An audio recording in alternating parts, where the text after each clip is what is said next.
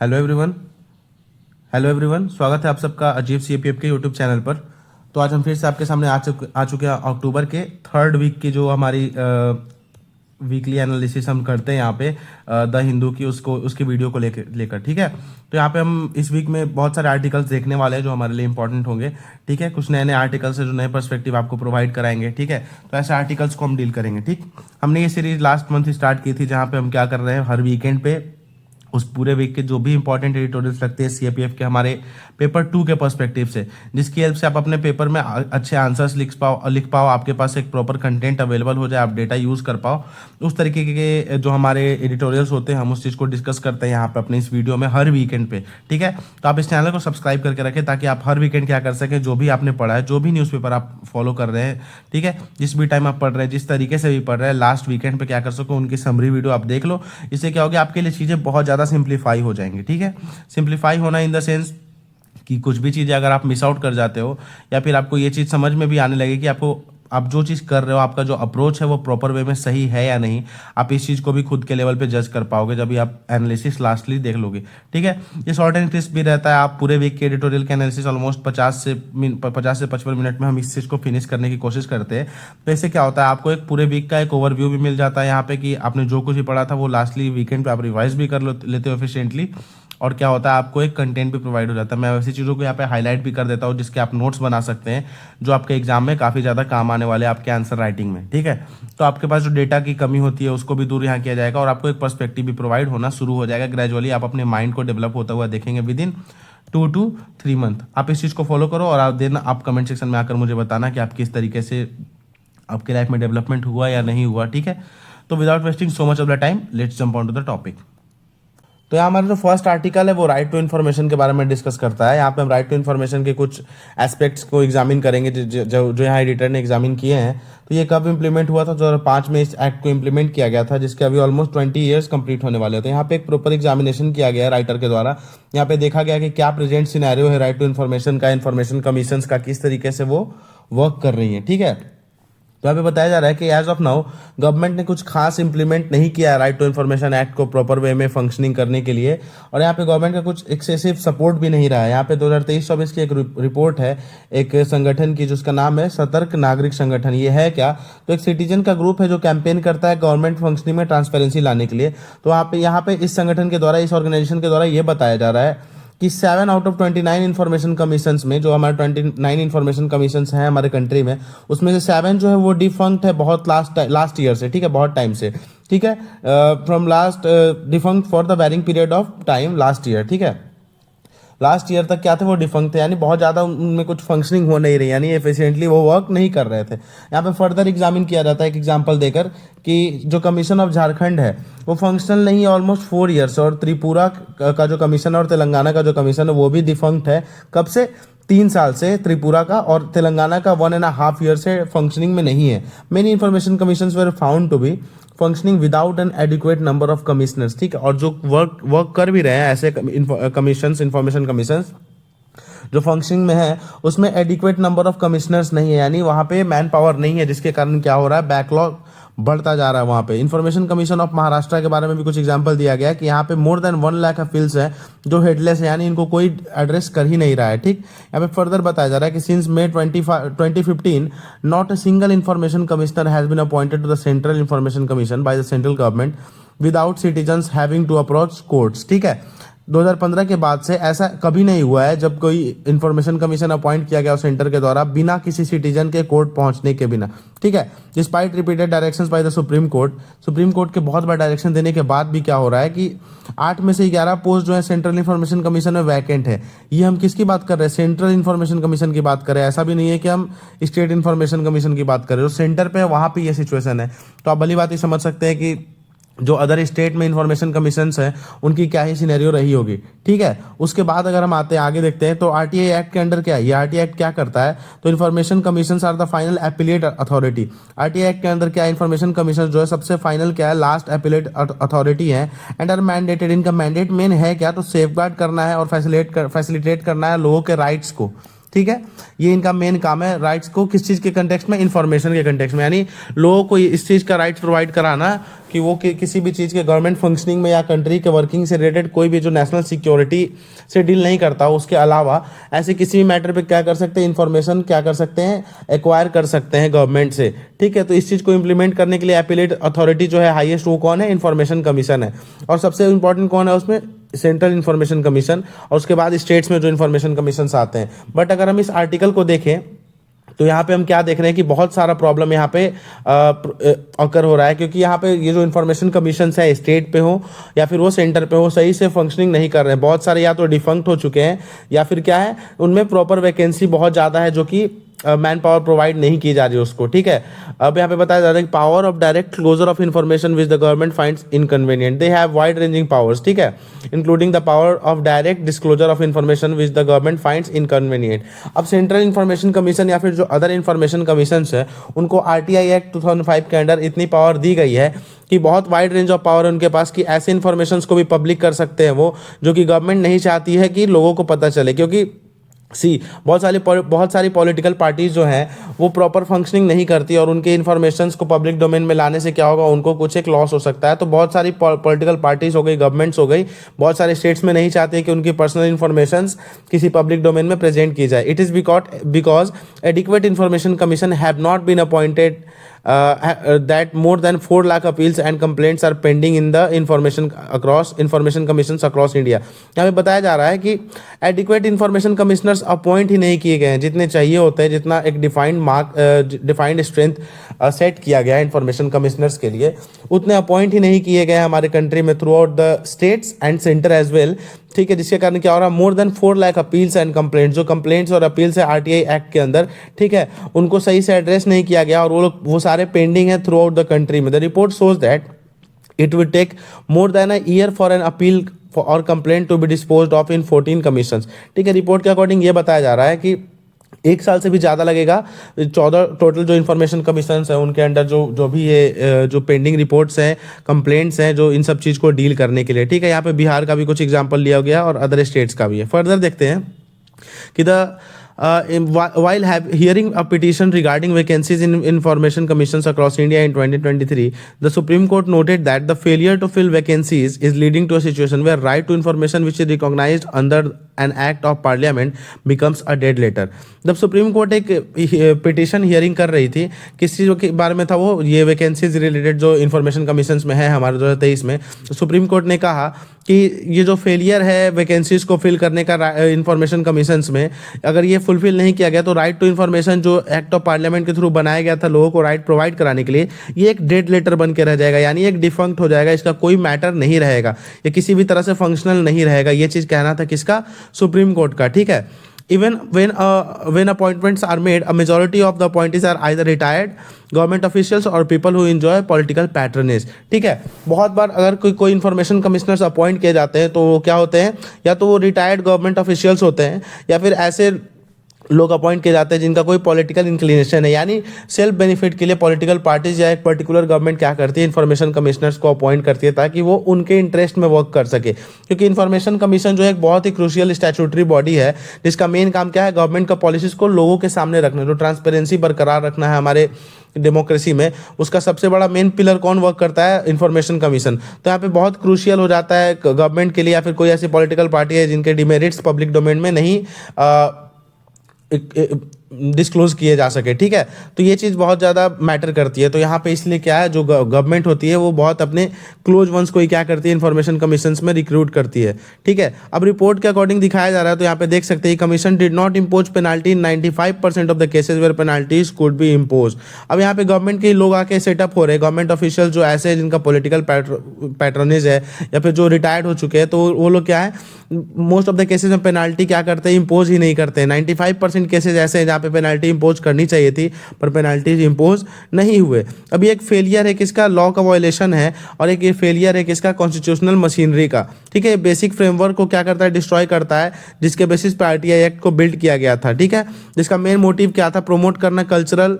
अब ये क्या कर सकता है कि this destroy the basic framework of incentives and incentives built into the RTI act. ठीक है, अब ये प्रमोट क्या करता है, अगर ये चीज़ नहीं की जा रही तो इसे क्या प्रमोट हो रहा है, इम्प्यूनिटी प्रमोट हो रही है। और उसके बाद एप्लीकेंट जो इन्फॉर्मेशन सीख कर रहे हैं उनके अंदर एक कॉन्फिडेंस का लॉस हो रहा है। वो लोग एक गवर्नमेंट में एक जो कमीशन है, कॉन्स्टिट्यूशन है, उनमें उनका विश्वास खत्म हो रहा है ग्रेजुअली, ठीक है, क्योंकि ये चीज़ सही से इंप्लीमेंट नहीं हो पा रही है। अब यहाँ पर रिग्रेसिव अमेंडमेंट्स के बारे में बताया जा रहा है कि in the last 5 years there have also been regressive amendments to the RTI act. बहुत सारे आरटीआई एक्ट में बहुत सारे अमेंडमेंट्स किए जा चुके हैं लास्ट 5 साल में। In 2019 despite strong objection from civil society and opposition parties, the government brought amendments which dealt a blow to the autonomy of Information Commission by empowering the central government to determine the tenure, salaries, pensions and post-retirement entitlements of all information commissioners। यहाँ कहा जा रहा है कि अभी recent में 2019 में एक अमेंडमेंट किया गया था जिसको सिविल सोसाइटीज और गवर्नमेंट के अपोजिशंस जो थे उन्होंने अपोज भी किया था। अभी अमेंडमेंट में था क्या कि गवर्नमेंट ने क्या क्या अमेंड करके क्या किया, जो इन्फॉर्मेशन कमीशन था उसको जो सेंट्रल गवर्नमेंट है उसने खुद को एम्पावर कर लिया इन्फॉर्मेशन कमीशन के टेन्योर को डिटरमाइन करने में, उसके अलावा उनके सैलरीज को डिटरमाइन करने में, पेंशंस को डिटरमाइन करने में, पोस्ट रिटायरमेंट इंटाइटलमेंट्स को डिटरमाइन करने में, टोटल ऑल इन्फॉर्मेशन कमिश्नर्स के। इससे क्या हो गया, इन्फॉर्मेशन कमीशन एक गवर्नमेंट डिपेंडेंट बॉडी हो गई जहाँ पे उसको इंडिपेंडेंट वर्क करना था, वहाँ पे यहाँ पे क्या हो गया, एग्जीक्यूटिव का इंटरवेंशन यहाँ पे देखने को मिलने लगा। इससे क्या हो गया, इंडिपेंडेंस जो था इन्फॉर्मेशन कमीशन का वो हैम्पर होने लगा। अब यहाँ पे digital personal data protection act लाया गया 2023 में,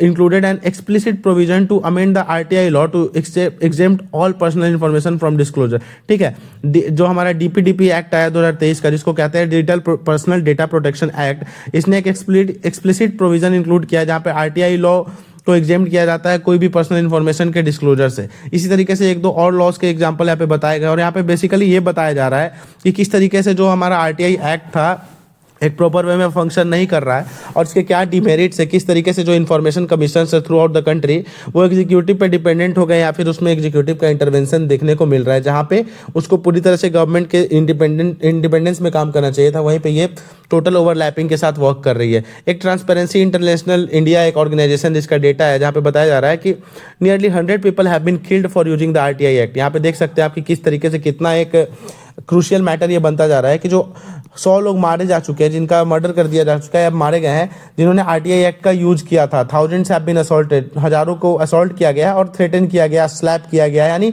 उनको एक्सप्लॉइट किया गया है। दो the whistle blowers protection act was passed in 2014, it remains confined to the statute book as the central government has failed to formulate rules to operationalize it। ठीक है, एक विशल ब्लोअर एक्ट पास किया गया था 2014 में, जिसका मेन पर्पस क्या था कि जो भी लोग आरटीआई सीक कर रहे हैं उनके आइडेंटिटी को क्या किया जाएगा, कॉन्फिडेंशियल रखा जाएगा। तो इस चीज़ को भी इंप्लीमेंट करने के लिए सेंट्रल गवर्नमेंट ने प्रॉपर रूल्स ऑपरेशनलाइज नहीं किए, फॉर्मुलेट नहीं किए, जिससे क्या किया जाए इस चीज़ को इंप्लीमेंट किया जाए। तो ये भी एक बस पेपर पे क्या है, एक स्टैच्यूट है, पर इसका इंप्लीमेंटेशन रियल लाइफ में नहीं किया जा सका। Every year some 6 million information applications are filed in India.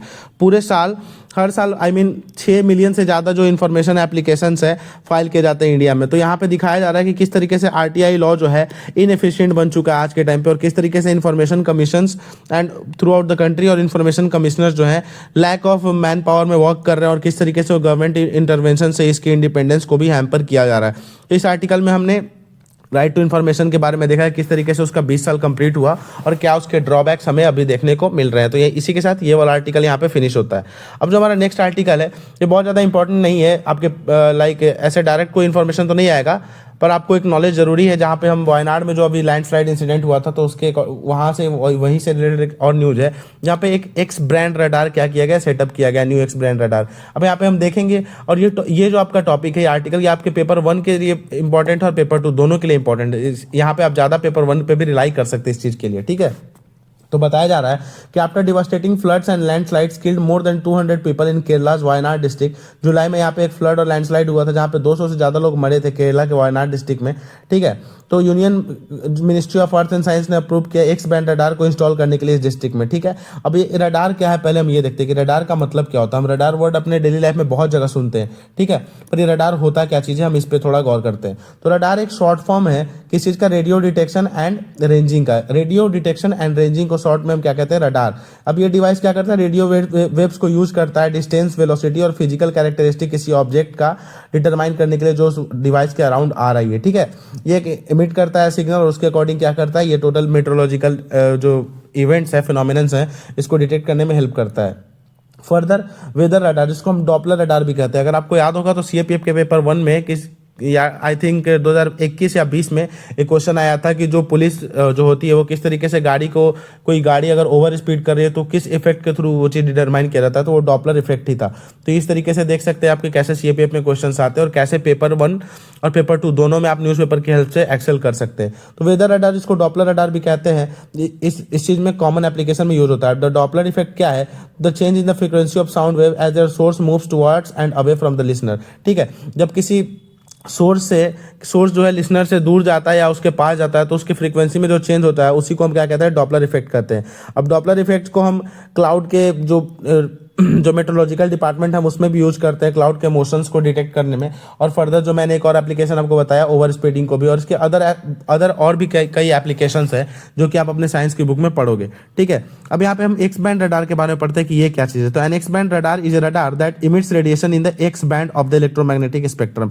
जो एक हमारा इलेक्ट्रोमैग्नेटिक स्पेक्ट्रम होता है जहाँ पे इलेक्ट्रोमैग्नेटिक वेव्स का एक टोटल फ्रीक्वेंसी एंड वेवलेंथ के बेसिस पे क्या होता है, उनको हायरार्किकल वे में अरेंज किया जाता है, जहाँ पे gamma rays, X ray, radio waves, इन सबको अरेंज किया जाता है। तो यहाँ पे एक्स बैंड के रडार को, रेंज को, इलेक्ट्रोमैग्नेटिक स्पेक्ट्रम को यूज करता है एक्स बैंड रडार। ठीक है, जिसका फ्रीक्वेंसी 8 से 12 गीगाहर्ट्ज होता है, corresponding to wavelength of around 2 to 4 centimetre. ठीक है, अब ये किसका पार्ट है? माइक्रोवेव स्पेक्ट्रम का ये पार्ट है। X band radar also have a relatively shorter range. X band radar का रेंज जो है थोड़ा रिलेटिवली शॉर्टर होता है। अब यहाँ पे देखते हैं कि हाउ मेनी रडार्स इंडिया है, इंडिया के पास कितने रडार्स हैं। तो आईएमडी ने रडार को यूज करना कब स्टार्ट किया था वेदर के लिए? 1950s में। First indigenously designed and manufactured x band storm detection radar was installed in 1970 इन दिल्ली। ठीक है, सबसे पहला जो storm detection radar x band वाला कब 1970 में इस्टेब्लिश किया गया था, इंस्टॉल किया गया था हमारे कहाँ पर? दिल्ली में 1970s में हमने ये देखा। इसके बाद यहाँ पे बहुत ज़्यादा डिटेल में हमें पढ़ने की जरूरत नहीं है, बेसिक चीज़ें देखेंगे। अब यहाँ पे निसार के बारे में देखते हैं जो एक बहुत इंपॉर्टेंट चीज़ है, NASA ISRO synthetic aperture radar. तो ये कंबाइंड जॉइंट वेंचर है नासा और इसरो का। ठीक है, जो सैटेलाइट डेवलप कर रहा है जिसका नाम है निसार। ये क्या है? Short range NASA ISRO synthetic aperture radar है। ये क्या करेगा? It will use radar imaging to produce a high resolution map of the earth landmass. इससे क्या करेंगे हम? अर्थ के लैंडमास का हाई रेजोल्यूशन HD मैप क्या करेंगे? प्रोड्यूस करेंगे। ठीक है, तो ये एक था बेसिक इन्फॉर्मेशन मुझे आपको प्रोवाइड करना था। साइंस एंड टेक भी आपके पेपर 2 का भी एक इंपॉर्टेंट पार्ट है, तो उसके कंटेक्स्ट में हमने ये चीज़ देख लिया कि रडार के से रिलेटेड क्या होता है। अब यहाँ पे एक जो आर्टिकल है आप देख सकते हैं, critical message for the urban elite. Urban elite के रिलेटेड अर्बन एरियाज में जो प्रॉब्लम अगर हो रहा है उस चीज़ को यहाँ पे पॉइंट आउट किया गया कि अर्बन एरियाज में कैसे टेक्नोलॉजिकल एडवांसमेंट के साथ साथ हम इन्वायरमेंटल कॉम्प्रोमाइजेस करते जा रहे हैं। ठीक है, तो यहाँ पे कहा जा रहा है कि इस साल गर्मी के टाइम पे जो अर्बन एरियाज है वहाँ पे लगभग 200 लोगों की लाइफ लॉस्ट हो गई। ठीक है, 200 लोग मारे गए। क्यों? काउंटलेस मोर वेंट। ठीक है, अनरिकॉर्डेड 200 लोग की डेथ रिपोर्ट हुई ड्यू टू हीट वेव्स, और बहुत सारे जो ऐसे डेथ थे जो रिकॉर्ड नहीं हो पाए। ठीक है, क्यों? क्योंकि हीट वेव्स बहुत हाई वेव में, मतलब प्रोलॉन्ग हीट वेव्स देखने को मिले मेजर जो हमारे metropolitan cities like Delhi, Mumbai, Nagpur, Bangalore, इन सब एरियाज में। बैंगलोर में तो वाटर क्राइसिस भी हमें देखने को मिला था रिसेंटली। अब बताया जा रहा है कि किस तरीके से जो लाइफ है वहाँ पे लॉस हुई लाइफ का। ठीक है, Delhi experience an unprecedented 50+ degree Celsius. Delhi में तो एक अनप्रेसिडेंटेड पहली बार 50 डिग्री से ऊपर ज़्यादा टेम्परेचर टच कर गया। इन the last decade urban areas in India have faced increasingly severe and frequent heat waves largely due to urban heat island effect। यहाँ बताया जा रहा है कि लास्ट डिकेड में जो है अर्बन एरियाज जो है इंडिया के, वहाँ पे सीवियर और फ्रीक्वेंट हीट वेव देखे गए। क्यों? अर्बन हीट आइलैंड इफेक्ट की वजह से। ये एक नया टर्म है जो कि आप अपने पेपर 2 के आंसर राइटिंग में मेंशन कर सकते हैं। क्लाइमेट चेंज रिलेटेड कोई भी अगर आपका एस्से आता है जहाँ पे ये फिट बैठ रहा हो। ठीक, तो अभी अर्बन हीट आइलैंड इफेक्ट है क्या चीज़? तो ये ऐसा इफेक्ट है जहाँ पे सिटी जो है वहाँ के नॉर्मल जो उस एरिया के पर्टिकुलर रूरल एरिया से ज़्यादा वहाँ पे वार्म होती है सिटीज़, वैसे सिचुएशन को क्या कहते हैं हम? अर्बन हीट आइलैंड इफेक्ट कहते हैं। ठीक, और मेनली ये किस चीज़ से ड्रिवन होती है? कार्बन इमिटिंग जो ह्यूमन एक्टिविटीज़ है उनकी वजह से क्या होता है? कार्बन इमिट होता है ज़्यादा, जो कि ग्रीन हाउस गैस है, जो कि वहाँ के एटमॉस्फेयर को क्या करता है? ज़्यादा वार्म कर देता है। ठीक है, अब इसका मेन रीजन क्या है कि जो हमारे अर्बन एरियाज हैं वहाँ पे जो बिल्डिंग्स के फॉर्मेशंस है, वहाँ पे कंक्रीट असफाल्ट के रोड्स बनाए जाते हैं, ग्लास स्ट्रक्चर बिल्डिंग्स है, ये सारी चीज़ें क्या करती हैं? हीट को लार्ज अमाउंट में ट्रैप करती है और रिफ्लेक्ट करती है, जिसकी वजह से क्या होता है? अर्बन एरिया जो है बहुत ज़्यादा हीट एक्सपीरियंस करती है। यहाँ पे एग्जांपल दिया जा रहा है गुरुग्राम का। यहाँ पे स्लीक ग्लास बिल्डिंग्स, बड़ी बड़ी ग्लास की जो बिल्डिंग्स हैं वो मॉडर्न और अट्रैक्टिव तो लगती है, पर क्या करती हैं? ट्रैप करती है बहुत ज़्यादा हीट को, और एनर्जी कंजम्पशन को भी बहुत ज़्यादा इंक्रीज कर देती है। क्योंकि ज़्यादा हीट प्रोड्यूस होगी तो लोग ज़्यादा फ्रिज यूज़ करेंगे, एयर कंडीशनर्स यूज़ करेंगे और उनको लार्ज इंटेंसिटी पे यूज़ करेंगे। इससे क्या होगा? एनर्जी कंजम्पशन भी इंक्रीज करेगा। The reflection from this buildings in reflection से क्या होता है? और वहाँ पे ग्रीन कवर भी बहुत कम होता है, जिसकी वजह से क्या होता है? कंडीशन और भी ज़्यादा उन एरियाज में वॉर्स हो जाती है। अब यहाँ पे देखेंगे कि the marginalised bear the burn, यहाँ बताया जा रहा है कि जो सोसाइटी के लोअर सेक्शन के लोग होते हैं इन एरियाज में, उनको ज़्यादा प्रॉब्लम फेस करनी पड़ती है। जैसे जब क्लाइमेट बहुत ज़्यादा सीवियर होता चला जाएगा, जो हमारा हीट आइलैंड इफेक्ट बहुत ज़्यादा बढ़ जाता है, तो क्या होता है जो पुअर अर्बन प्लानिंग है वो उसकी वजह से क्या होता है, मार्जिनलाइज्ड लोग जो है वो डिस्प्रोपोर्शनली क्या अफेक्ट होते हैं। जैसे कि यहाँ जो डिलीवरी बॉयज़ है जो थ्रू आउट द डे क्या करते हैं, ऐसे ऐसे वेदर में भी क्या करते हैं, सिटी में चारों ओर घूम कर क्या करते हैं, डिलीवरी करते हैं। उनको बहुत ज़्यादा हीट और जो अपना क्लाइमेट का बर्न क्या करना पड़ता है, बियर करना पड़ता है। वहीं पे ऑटो ड्राइवर्स के साथ भी सेम चीज़ होती है कि उनको स्कॉचिंग हीट में भी क्या है, throughout the day living earn करने के लिए सिटी में क्या करना पड़ता है, ट्रैवल करना पड़ता है उतनी गर्मी में। कंस्ट्रक्शन वर्कर्स जो होते हैं उनको भी वर्क करना पड़ता है लॉन्ग आवर्स के लिए आउटडोर्स में, जहाँ पे निकलना ही बहुत ज़्यादा मुश्किल होता है गर्मी और हीट वेव्स की वजह से। वैसे सिनेरियो में क्या करना पड़ता है, उनको ओपन आउटडोर एरियाज में क्या करना पड़ता है, वर्क करना पड़ता है। ठीक है, उसके साथ वुमेन डोमेस्टिक वर्कर्स जो होती है, जो पैदल चल के एक घर से दूसरे घर जाती हैं, मेड्स जो होती हैं, उनको भी ये चीज़ें बहुत ज़्यादा अफेक्ट करती हैं, एक घर से दूसरे घर जाना थ्रू ऑन फुट इतनी गर्मी में। तो ये सारी चीज़ें किस तरीके से जो lower section of the society है उनको कैसे अफेक्ट कर रही है, यहाँ पे ये बताया जा रहा है। और ये लोग क्या है, this individual face the harshest consequence of poor urban planning. जो पुअर अर्बन प्लानिंग है इसका सबसे हार्श कॉन्सिक्वेंस किनको देखना पड़ता है, ये जो सारे एग्जाम्पल हमने देखा इनको क्या करना पड़ता है, बियर करना पड़ता है ये सारा consequence. They are on the front lines experiencing the direct impact of rising temperature. ठीक है, फ्रंट लाइन पे जो सबसे ज्यादा rising temperature, poor air quality city में है तो ये यही बर्न करते हैं। And the scarcity of green spaces के कारण इनको बहुत ज्यादा प्रॉब्लम देखनी पड़ती है। Poor urban planning remains unchecked part because the privileged who have more influence are less affected. ठीक है, यहाँ बताया जा रहा है कि पुअर अर्बन प्लानिंग की वजह से इनको सबसे ज़्यादा प्रॉब्लम झेलना पड़ता है, क्योंकि जो प्रिविलेज्ड है उनको ज़्यादा प्रॉब्लम नहीं मतलब एक्सपीरियंस करनी पड़ती, क्योंकि वो उनके पास फैसिलिटीज़ हैं, टेक्नोलॉजी अवेलेबल है। अगर उन्हें खाना चाहिए तो वो जोमेटो के थ्रू, अदर जो हमारे जोमेटोज हो गए, स्विगी हो गए, इन सब के थ्रू मंगा सकते हैं अपने जो फूड है। ग्रॉसरी के लिए जेप्टो है, फ्लिपकार्ट है, यानी उनको ऑन द डोर सर्विस मिलती है। ठीक है, अगर उन्हें कहीं ट्रैवल करने जाना है तो डोर स्टेप पे कैब्स आ जाएंगी, तो उनको ज़्यादा प्रॉब्लम नहीं होती। घर में एसी में रह रहे हैं, डायरेक्ट कैब्स में गए, उनको मोस्ट ऑफ द थिंग के लिए क्या करना पड़ता है, सोशली इंटरेक्ट नहीं करना पड़ता है। वो चीज़ें यहाँ पे बताई जा रही है कि जो टेक इनेबल्ड इकोसिस्टम है उसने लग्जरी के कॉन्सेप्ट को रीडिफाइन कर दिया, जहाँ पे लोग कंफर्ट ट्रैप में फंसते जा रहे हैं और वो उनके मोटिवेशन को रिड्यूस कर रहा है एक्सटर्नल वर्ल्ड से इंगेज करने के लिए, क्योंकि घर बैठे सब कुछ ही प्रोवाइड हो जा रहा है, तो लोग बाहर निकलना पसंद नहीं कर रहे, जिससे क्या हो रहा है, क्योंकि ह्यूमन एक सोशल एनिमल है तो सोशली इंटरेक्शन घटता जा रहा है लोगों का। और मेंटल इशू भी इसका एक कारण बनता जा रहा है। मेंटल इशू का एक ये भी कारण बनता जा रहा है कि लोग सोशली एक दूसरे से इंटरेक्ट नहीं कर रहे हैं, कम्युनिटी फीलिंग नहीं आ पा रही है, कलेक्टिव जो एफर्ट्स होते हैं, जो कि हमने लास्ट वीक के एडिटोरियल डिस्कशन में देखा था। ठीक है, इससे क्या है, it has led to great human domestication and detachment from the environment around us. इससे क्या हो रहा है, ह्यूमन का डोमेस्टिकेशन हो रहा है और जो हमारा डिटैचमेंट हो जा रहा है अपने जो अराउंड हमारे अराउंड एनवायरमेंट है इनके वजह से। ठीक है, the urban elite are willing to pay a premium to trade discomfort for convenience. ठीक है, जो अर्बन एलीट है वो प्रीमियम चीज़ों को अफोर्ड करने के लिए, अपने कन्वीनियंस के लिए क्या पे करने के लिए रेडी है। पर इससे प्रॉब्लम क्या हो रहा है कि अपर क्लास जो एक्सटर्नल एनवायरनमेंट से दूर हो जा रहे हैं, बिल्कुल इंसुलेट हो जा रहे हैं, जिसकी वजह से क्या हो रहा है, गवर्नेंस और लोकल इकोनॉमी अफेक्ट हो जा रही है। क्योंकि होता क्या है कि जब प्रिविलेज्ड पीपल जो होते हैं वो पुअर पब्लिक सर्विसेज हो गया, इनएडिक्वेट इंफ्रास्ट्रक्चर हो गया, तब ये सब चीज़ें फेस करते हैं जो अर्बन एलीट्स होते हैं या एलीट पीपल होते हैं। तो सबसे क्या होता है, इंपॉर्टेंट चीज़ें ये होती है कि उनको मीडिया में अटेंशन मिलता है और इससे क्या होता है, इस अटेंशन की वजह से ज़्यादा लोगों तक ये प्रॉब्लम पहुंच पाती है, इन्फ्लुएंस हो पाती है और गवर्नमेंट का एक्शन भी होता है। ठीक है, जैसे इसका एग्जांपल यहाँ पे एक दिया हुआ है कि जब फ्लैश स्टॉर्म आया था दिल्ली में कुछ मंथ पहले, ठीक है, तो क्या हुआ था कि जो एमएलएस थे, जो पार्लियामेंट के जो इंपॉर्टेंट मेंबर्स होते हैं और पॉश एरियाज भी इससे अफेक्ट हुआ था। तो इससे क्या होता, तुरंत ही एक्शन अथॉरिटीज़ ने कंडक्ट करा दिया था। ठीक है, पर ऐसा ही सेम चीज़ अगर पब्लिक स्कूल या फिर किसी रूरल एरियाज में होता है तो इसको ज़्यादा ध्यान नहीं दिया जाता है। ये चीज़ यहाँ बताई जा रही है। Similarly public schools often lack resources, public school में रिसोर्सेज नहीं होते, पर इस पर ज़्यादा ध्यान नहीं दिया जाता, क्योंकि जो बड़े बड़े लोग हैं उनके बच्चे कहाँ प्राइवेट स्कूल्स में पढ़ते हैं। पब्लिक ट्रांसपोर्टेशन पे भी लेस फोकस दिया जाता है, क्योंकि एलिट जो है इसको अवॉइड करते हैं। तो इस तरीके से एग्जांपल बताया जा रहा है कि किस तरीके से जो सोसाइटी के लोअर सेक्शंस ऑफ द जो पीपल हैं, जो सोशल प्रॉब्लम को इससे डील करते हैं और जो अर्बन एरियाज में रहते हैं, कैसे उनके प्रॉब्लम्स को इग्नोर किया जाता है, यहाँ पे ये बताया जा रहा है। As technology is integrating further into our lifes, it is reshaping our expectation of urban living. Technology जो हमारे लाइफ में इंटरवीन कर रहा है और जो हमारे लाइफ में लाइफ को एक रीशेप कर रहा है, तो हमारे एक्सपेक्टेशन को भी इंक्रीज कर रहा है अर्बन लिविंग में।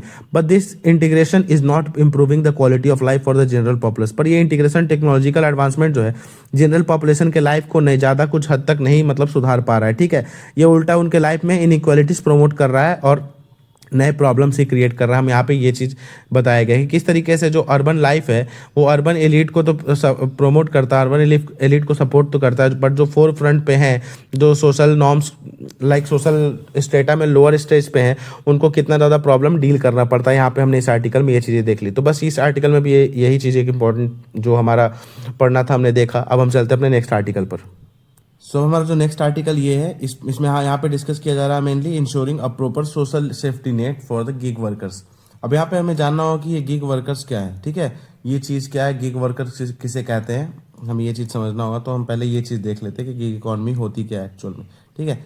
तो इस टाइप की इकॉनमी है जहाँ पे फ्री मार्केट सिस्टम होता है। फ्री मार्केट सिस्टम का मतलब क्या, कि जहाँ पे टेम्परेरी पोजीशंस पे कॉमन लोगों को ऑर्गेनाइजेशंस में कॉन्टैक्ट लेवल पे as an independent worker short term के लिए हायर किया जाता है। अब इसका मतलब क्या है, जैसे आप लोगों में से बहुत लोगों ने सुना होगा फ्रीलांसिंग के बारे में, ठीक है।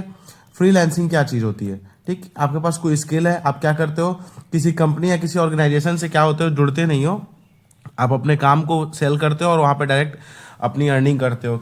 इसको कहते हैं हम लोग क्या, फ्रीलांसिंग कहते हैं। तो कुछ इसी तरीके का गिग वर्किंग भी होता है कि आप किसी डायरेक्ट एम्प्लॉयर से क्या हो रहे हो, एम्प्लॉय नहीं बन रहे हो, मतलब इन द सेंस डायरेक्ट आप किसी कंपनी को ज्वाइन नहीं कर रहे हो, ठीक है, जो सर्विस प्रोवाइड कराती है। आप किसी मीडिएटर के थ्रू या फिर आप अपने इंडिपेंडेंट लेवल पे क्या कर रहे हो, उस चीज़ को ज्वाइन करके रखा आपने, ठीक है। तो ये चीज़ हम समझ, जैसे एग्जाम्पल देख लेते हैं। ओला हो गया, उबर कैब ड्राइवर जो हो जाते हैं हमारे, वो हो गए, ठीक है। फिर डिलीवरी बॉयज़, जो डिलीवरी सिस्टम हमारा आज के टाइम बहुत ज़्यादा है, जोमेटो, स्विगी, जेप्टो, ये सारी चीज़ें आप देखते होगे। तो ये सारी चीज़ें किस कैटेगरी में आ जाती हैं, हमारी इसी कैटेगरी में, गिग इकॉनमी की कैटेगरी में आ जाती हैं, ठीक है। टेम्परेरी लेवल पे जो जॉब होते हैं उसको हम गिग इकॉनमी कहते हैं, ठीक है। अब यहाँ पे बोस्टन कंसल्टिंग ग्रुप के एक डेटा है जहाँ बताया जा रहा है कि इंडिया का जो गिग वर्कफोर्स है वो अराउंड 15 मिलियन वर्कर्स है, जो इस इंडस्ट्री में, इस सेक्टर में क्या है, एम्प्लॉयड है। जैसे सॉफ्टवेयर सेक्टर हो गया, शेयर्ड सर्विसेज, इन सारी चीज़ों में। शेयर्ड सर्विसेज यानी वही हमारी जो अपनी जो ये सारी चीज़ें जो हमने डिस्कस की, ओला, उबर, स्विगी, ये सारी शेयर्ड सर्विसेज, ठीक है। अभी बताया जा रहा है कि often online platforms act as intermediaries connecting business clients with gig workers. अब होता क्या है, ठीक है। अब इन द सेंस अब मैं बताता हूँ क्या होता है। एक तरफ कस्टमर है, ठीक है, एक तरफ कंपनी है, ठीक है। कंपनी सीआई कर देता हूँ मैं, कंपनी इंडस्ट्री आप जो समझ लो, ठीक है। अब क्या है कि मेरी कंपनी है और आप हो कस्टमर। अब मेरे पास क्या है ना कि मेरे पास प्रोडक्ट है पर मेरे पास कस्टमर्स नहीं है। तो क्या होगा, यहाँ पे बीच में एक मीडिएटर आएगा जो क्या करेगा, मैं उसको सामान दूंगा और वो क्या करेगा, आप तक पहुंचाएगा, जिसके कॉन्टैक्ट दोनों से हैं, ठीक है। क्योंकि इकोनॉमी में मेनली ये होता है, जैसे ओला, उबर, स्विगी, ये सारे क्या हो गए, ये अब इनके अपने कोई एसेट नहीं है। ओला वाले अपनी गाड़ी नहीं चलवाते, उबर वाले के पास अपनी गाड़ी नहीं होती, जोमेटो वाले के अपने रेस्टोरेंट नहीं होते। वो क्या करते हैं, वो थर्ड पार्टी से किसी सर्विस को कलेक्ट करते हैं और उस सर्विस को डिलीवर करते हैं हमारे जैसे लोगों के पास, हमारे आपके जैसे लोगों के पास, यानी कस्टमर्स को, ठीक है। तो ये चीज़ गिग इकॉनमी में आप लाई करती है। यहाँ पे मैंने एग्जांपल्स भी बता दिए।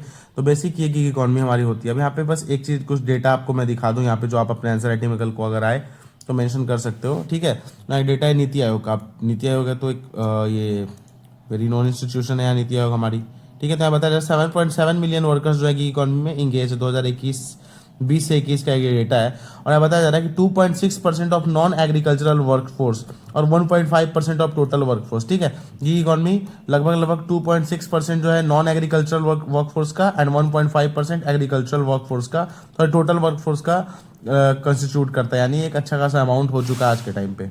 और 23.5 मिलियन गिग वर्कर्स हो जाएंगे कब तक, 2029 से 30 के टाइम तक, ठीक है। तो ये एक इंपॉर्टेंट डेटा था आपके लिए जो मैंने यहाँ पे मेंशन कर दिया है। अब यहाँ पे कुछ एक छोटी सी चीज बेनिफिट्स और देख लेते हैं हम। यहाँ पे बेनिफिट्स में क्या आता है, वर्कर्स को क्या बेनिफिट्स हो सकता है, हम ये देख लेंगे। यहाँ पे एम्प्लॉयज़ को क्या बेनिफिट होता है और कंज्यूमर्स को क्या बेनिफिट होता है। तो वर्कर्स को क्या बेनिफिट होता है, क्योंकि यहाँ वर्कर्स इंडिपेंडेंट लेवल पे काम करते हैं, तो उनके पास फ्लेक्सिबिलिटी ऑफ आवर होती है। अपने अकॉर्डिंग वो क्या करते हैं, डिलीवरी करना है तो कोई अपने अकॉर्डिंग टाइम सेट कर लिया उन्होंने और उस टाइम पे जाकर अपना वर्किंग कर सकते हैं। पार्ट टाइम जॉब अपॉर्चुनिटीज भी है और एक से ज़्यादा कंपनीज में भी काम कर सकते हैं। एक टर्म होता है मून लाइटिंग,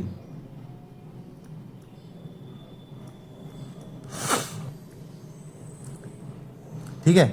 तो मून लाइटिंग इसी को कहा जाता है। तो ये चीज़ हमारा हो गया यहाँ पे कि मून लाइटिंग कर सकते हैं। इससे क्या होगा, गुड वर्किंग अपॉर्चुनिटीज़ भी मिलेगी और वर्कर्स के स्किल्स में भी क्या होती है, डेवलपमेंट होता है। तो ये वर्कर्स के पर्सपेक्टिव से क्या हो गया, बेनिफिट, उनको थोड़ा सा एक एक्सपोजर ज़्यादा मिलता है और वर्किंग इन्वायरमेंट में थोड़ा इंडिपेंडेंस फील होता है।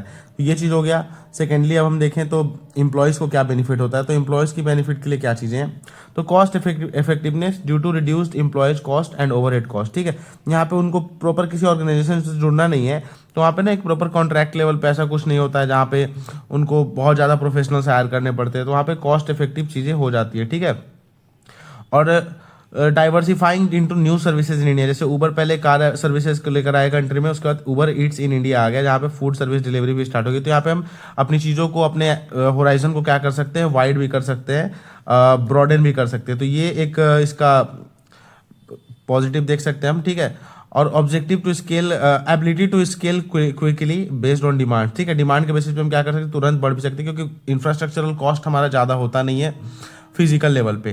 तो इससे हम क्या करते हैं, जल्दी जल्दी ही क्या कर सकते हैं, स्केल कर सकते हैं, मल्टीप्लिकेशन कर सकते हैं खुद को। तो एक पर्सपेक्टिव इसका एक इंपॉर्टेंट हमने यहाँ पे देखा। अब कंज्यूमर्स के पर्सपेक्टिव से क्या इंपॉर्टेंस है, तो चीपर गुड्स और सर्विसेज मिलते हैं क्योंकि कंपटीशन ज़्यादा है इस फील्ड में। तो ऑफर्स के थ्रू आप देखते हो कि आप जोमेटो से मंगाओगे तो 50% ऑफ, ये कोड यूज करने से ये ऑफ, ये वो ऑफ। तो ये सारी चीज़ें बहुत ज़्यादा फ्रीली अवेलेबल हो जाती हैं चीपर कॉस्ट पे। और उसके बाद ग्रेटर कन्वीनियंस, आपको कहीं ज़्यादा दूर जाना नहीं पड़ता, आपके ऑन डोर से डिलीवरी हो जाती है और आप घर बैठे ही क्या कर सकते हो, एक्सेस कर सकते हो इन सारी सर्विसेज और प्रोडक्ट्स को। तो ये सारी चीज़ें गिग इकोनॉमी की क्या है, बेनिफिट्स में आती हैं, लाई करती है। अब हम मेन आर्टिकल को देखेंगे, तो वही चीज़ अब यहाँ पे हम डिस्कस करेंगे। जो गिग वर्कर्स होते हैं, जो इस इकोनॉमी में वर्कर्स एम्प्लॉयड हैं, उनके लिए सोशल सेफ्टी नॉर्म्स हैं क्या, गवर्नमेंट के द्वारा क्या हमारे कंट्री में सोशल सेफ्टी नॉर्म्स इंप्लीमेंट किए गए हैं ताकि उनके वर्क कल्चर को, वर्क इन्वायरमेंट को प्रोटेक्ट किया जा सके और उनके राइट्स को प्रिजर्व किया जा सके। तो हम उस पर देखते हैं। तो अभी recently union ministry of labour and employment ने एक ड्राफ्ट किया है नेशनल लॉ को, जहाँ पे क्या कहा जा रहा है कि गिग वर्कर्स को सोशल सिक्योरिटी स्कीम्स में इनकॉर्पोरेट करना चाहिए। ठीक है, ऑफर करना चाहिए उनको बेनिफिट, जैसे हेल्थ इंश्योरेंस हो गया, रिटायरमेंट सेविंग्स हो गई, क्योंकि अभी तक ये सारी चीज़ें उनको अवेलेबल नहीं है। तो ये चीज़ हमें करने की जरूरत है, यहाँ पे ये बताया जा रहा है। ठीक है, the government is expected to require aggregators to contribute. ठीक है, अब गवर्नमेंट क्या एक्सपेक्ट कर रही है कि 1 से 2% अपने रेवेन्यू का जो एम्प्लॉयज़ हैं वो क्या करेंगे, कंट्रीब्यूट करेंगे। उसके साथ क्या होगा, एक सोशल सिक्योरिटी फंड इस्टेब्लिश किया जाएगा जिसके थ्रू क्या कर सकेंगे, गवर्नमेंट क्या कर सकेगी, प्रोवाइड कर सकेगी इंश्योरेंस और अदर जो benefits other social sector schemes के द्वारा सोशल सिक्योरिटी स्कीम्स में प्रोवाइड कराई जाती है अदर सेक्टर के वर्कर्स को। ठीक है, तो गवर्नमेंट जो रिवाइज कर रही है गिग एंड माइग्रेंट वर्कर्स के डेफिनेशन को, जिससे क्या कर सके, जो इकॉनमी है उसको और भी ज़्यादा क्या इंक्लूसिव बनाया जा सके, मोर इंक्लूसिव हम इस चीज़ को बना सके। और सेकेंडली क्या कर सके, हम मोर इंक्लूसिविटी के साथ साथ करेंट एम्प्लॉयमेंट रियलिटीज़ को भी बहुत अच्छे तरीके से केटर कर पाए। ठीक है, तो ये कुछ एक जो गवर्नमेंट के टारगेट्स हैं यहाँ पे। ठीक है, तो लेजिस्लेशन क्या करने वाला है, जो अभी हम जो गवर्नमेंट लेजिस्लेशन ला रही है उसमें मेन टारगेट क्या होगा कि यहाँ पे इस्टेब्लिश किया जाएगा एक वेलफेयर बोर्ड और क्रिएट किया जाएगा एक फंड। ठीक है, किसके लिए, सोशल सिक्योरिटी इंश्योर करने के लिए गिग वर्कर्स के, ताकि उनको एक हेल्थ सिक्योरिटी चाहिए, किसी को भी लाइफ सिक्योरिटी चाहिए, इंश्योरेंस, तो इन सारी चीज़ों की बेनिफिट्स उनको भी प्रोवाइड कराई जा सके। ठीक है, उसका डिस्प्यूट रेजोल्यूशन मैकेनिज्म इंट्रोड्यूस किया जाएगा, जिससे क्या किया जा सके, वर्कर्स के राइट्स को प्रोटेक्ट किया जा सके। क्योंकि बहुत सारे केसेस में ऐसा होता है ना कि ऐसा कोई गवर्नमेंट के द्वारा अगर कोई लॉज नहीं है तो उनके राइट्स को हम कई बार देखते हैं डिलीवरी बॉयज़ को एक्सप्लॉइट किया जाता है या फिर उनके राइट्स का हनन होता है। तो इन सब चीज़ों को काउंटर करने के लिए, एड्रेस करने के लिए गवर्नमेंट क्या करने वाली है, एक डिस्प्यूट रेजोल्यूशन मैकेनिज्म भी स्टैब्लिश करेगी। ठीक है, तो ये एक बहुत ही अच्छा स्टेप है, क्योंकि आज के टाइम पे इकॉनमी जिस तरीके से हमारी शिफ्ट हो रही है ऑनलाइन की ओर, तो वहाँ पे इन सारी चीज़ों के लिए एक सोशल सिक्योरिटी स्कीम्स लानी बहुत जरूरी है, जिससे क्या कर सकेंगे हम, इसमें एक वर्क इन्वायरमेंट प्रोटेक्ट कर पाएंगे, गुड वर्क कल्चर प्रोटेक्ट हो पाएगा। ठीक है, हम क्या करने वाले हैं कि वर्कर को रजिस्टर करने वाले हैं लेबर मिनिस्ट्री के ई श्रम पोर्टल पे। ठीक है, ई श्रम पोर्टल पे हम क्या करेंगे, वर्कर्स को रजिस्टर करने वाले हैं जो लेबर मिनिस्ट्री का है, जो एलिजिबल हो किस चीज़ के लिए, लाइफ और एक्सीडेंटल इंश्योरेंस हम उनको क्या करेंगे, प्रोवाइड कराएंगे। ठीक है, उसके साथ साथ अदर बेनिफिट्स भी प्रोवाइड करेंगे। तो यहाँ तक हमने देखा कि यूनियन मिनिस्ट्री किस तरीके से सोशल सिक्योरिटी स्कीम्स में गिग वर्कर्स को इंक्लूड करने के प्लानिंग के हिसाब से फ्रेमवर्क क्रिएट कर रही है।